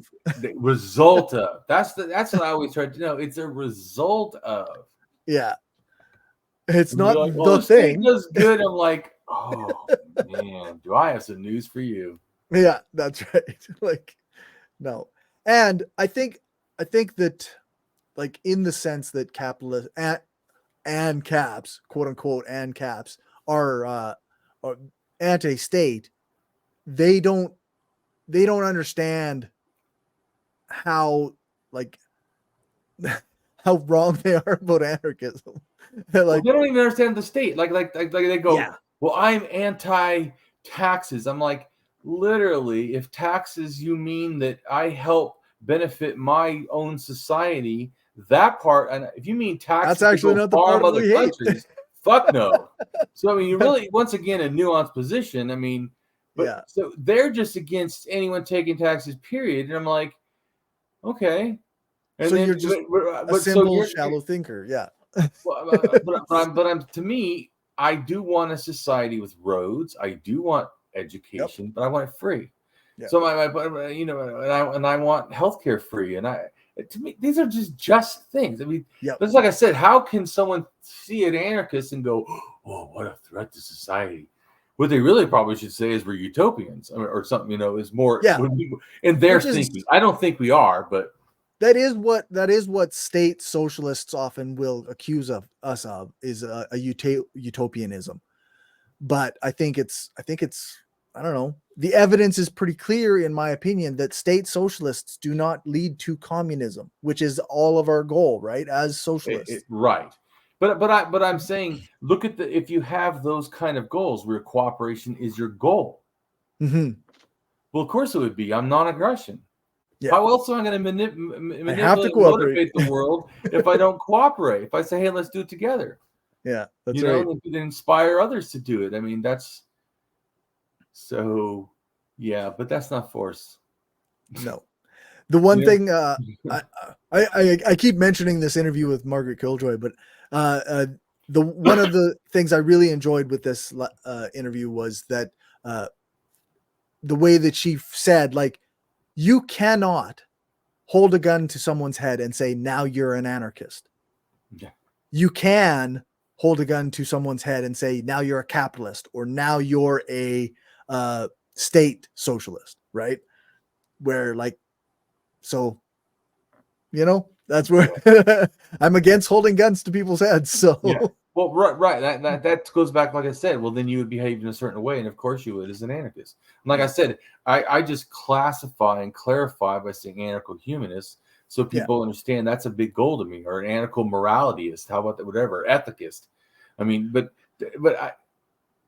I quite like I adopt the name anarcho-communist for myself, but I quite like the name anarcho-humanist. I quite like that. I find it very helpful, and it lays out exactly like, yes, I'm an anarchist, but also here's my moral perspective, and I like that. Exactly. And I try to, even like I said, people can adopt it. I'm not doing this to somehow keep it for myself. I'm trying to share my insight, and if it benefits you, dude, run with it. I don't own this thing. I mean, well, and I find like there's actually like a pretty good tradition of like Marxist humanists, right, of which now I think Justin right, and I'm an anarchist humanist. Yeah, and I think that there's a lot of parallel there, and a lot of. I mean, I personally think you are an anarchist humanist, even though you don't say it, because you and me pretty much have the same exact. I mean, just like I said, how many things did you disagree with when I fully explained them? Yeah, not nothing. Well, you literally are me.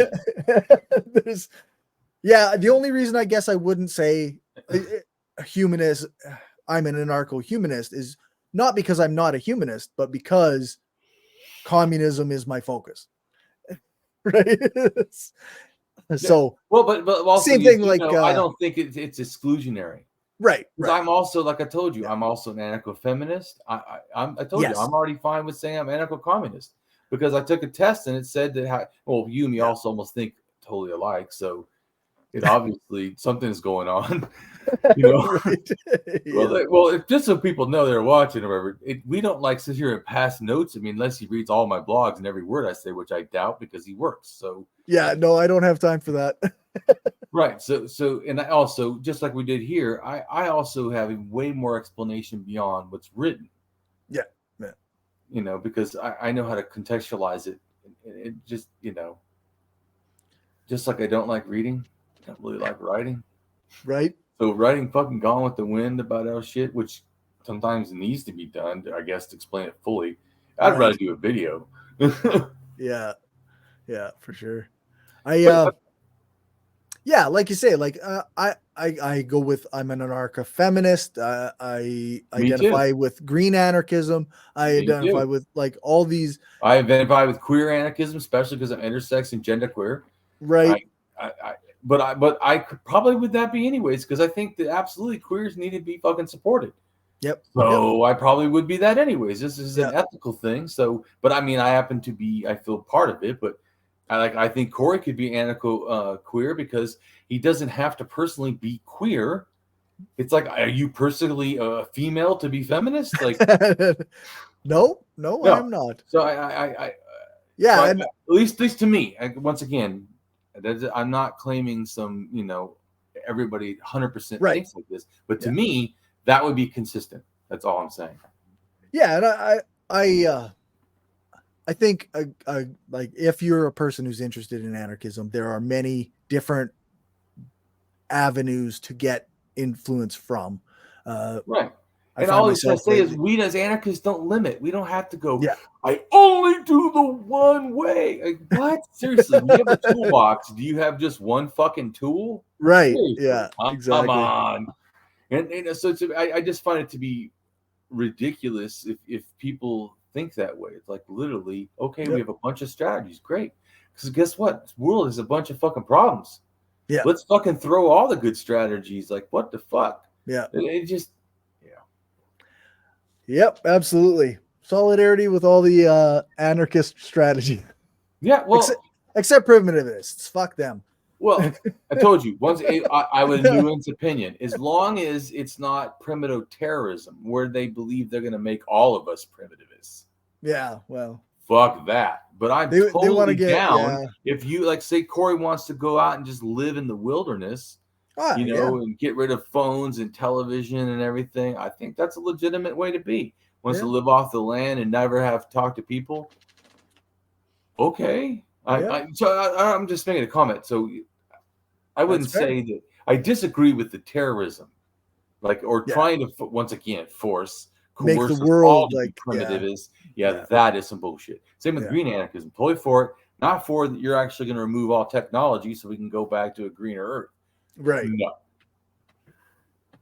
So I'm just making it. I'm just saying. I mean, but there's once again, I don't, and I claim that it's the green anarchism I'm saying, but it doesn't mean I do it as more like a global, like we need to care about environmental and animals, and we need to care about our earth, man. Yeah, and I do on some level agree with like the degrowth movement and like some of this stuff that like obviously we produce way too much shit. Well, of course that's a different issue. Well, because once again, Cory, I'm not going to start this current thing for my anarchist standard. Like, no, this current thing is shit. Yeah. In other words, this one person said to me, religion has value, Damien. And I said, well, I'm sorry. To me, that's like saying that vomit has value because there's still undigested food particles in vomit we could actually clean, wash off, and re-eat. And it would be nutritious to us. So it has value. But see, the problem is it's so contaminated. It's just better to let it go. It's deep. The power has corrupted it so much that it literally has invented hierarchies. That already is like one of the major things us anarchists don't dig. Yeah. So, and it's often enforced through coercion, which is another thing that's absolutely non-anarchist. So you kind of against us on a couple fronts there, but I really like this. Like I said, hearing some people's takes on what anarchism is, or that, well, this side of anarchism is bad. Or something. Here's my thinking. So if you're going to judge me as an anarchist, at least now, if you watch this, you can judge me. Yeah. Like what I actually believe, or what you. So if you think that something I said is bad, look at those things I said and then judge me personally. Don't judge me. Like, say if someone said, well, there's anarchists that threw bombs. I don't know what someone calls themselves, because look, we have anarcho-capitalists. But anyways, that certainly is not an anarcho-humanist behavior. Yeah. Yep. So they at least they'll know more what I mean by that. And like I said, too, Cory is all that and also an anarcho-communist. And also, I don't always tell people. I generally just say I'm an anarchist and a socialist. I don't say anarcho-humanist, because once again, I'm not forcing the world to have to accept my new term. It's just what I am. But if you want to know accurately, that's all. Yeah. I generally just call myself an anarchist unless somebody asks me specifically what brand I am. I totally agree also, because I already know that we should be talking to another person who's an anti-capitalist. So at least I know we're on some footing. Because anarcho-capitalism isn't a thing. So I'm just saying, at least I know that we're on some similar logical footing. I'm like, okay, this is at least somewhat reasonable person. Yeah, that's right. The other person that thinks that just, oh man, and how he like attacked me, like I was like he had caught me. He's like, I caught you red-handed, you know. What? You caught me red-handed. You're that I was faking being an anarchist, but I'm really a leftist. And I just my mind wanted to melt. Yeah. And I thought, man, I need to make a video. For Christ's sakes, yeah. Because at least I can go, dude, just watch this. This is what I support. You think you're against that, then you really are not for society. Yeah, that's right. Because that every one of those, even if someone say they're a Democrat or a liberal in Canada, seriously, what of those things do you think are so bad? I mean, these are all positive, flourishing things. These are good values. Do you think that we should all live with a gun to our head? Is that what you like? No, that's not good. No. Come on. Because we do, in a way, or have to fear losing human rights. Many people do. Yeah, come on, this is not a good system. Period. No, this is trash. But anyway, so we'll go ahead and end it there. You know, it was definitely fun, and I appreciate it. I feel good. Sure. Did a little bit about anarchism. At least people can know where I come from. Sounds good to me.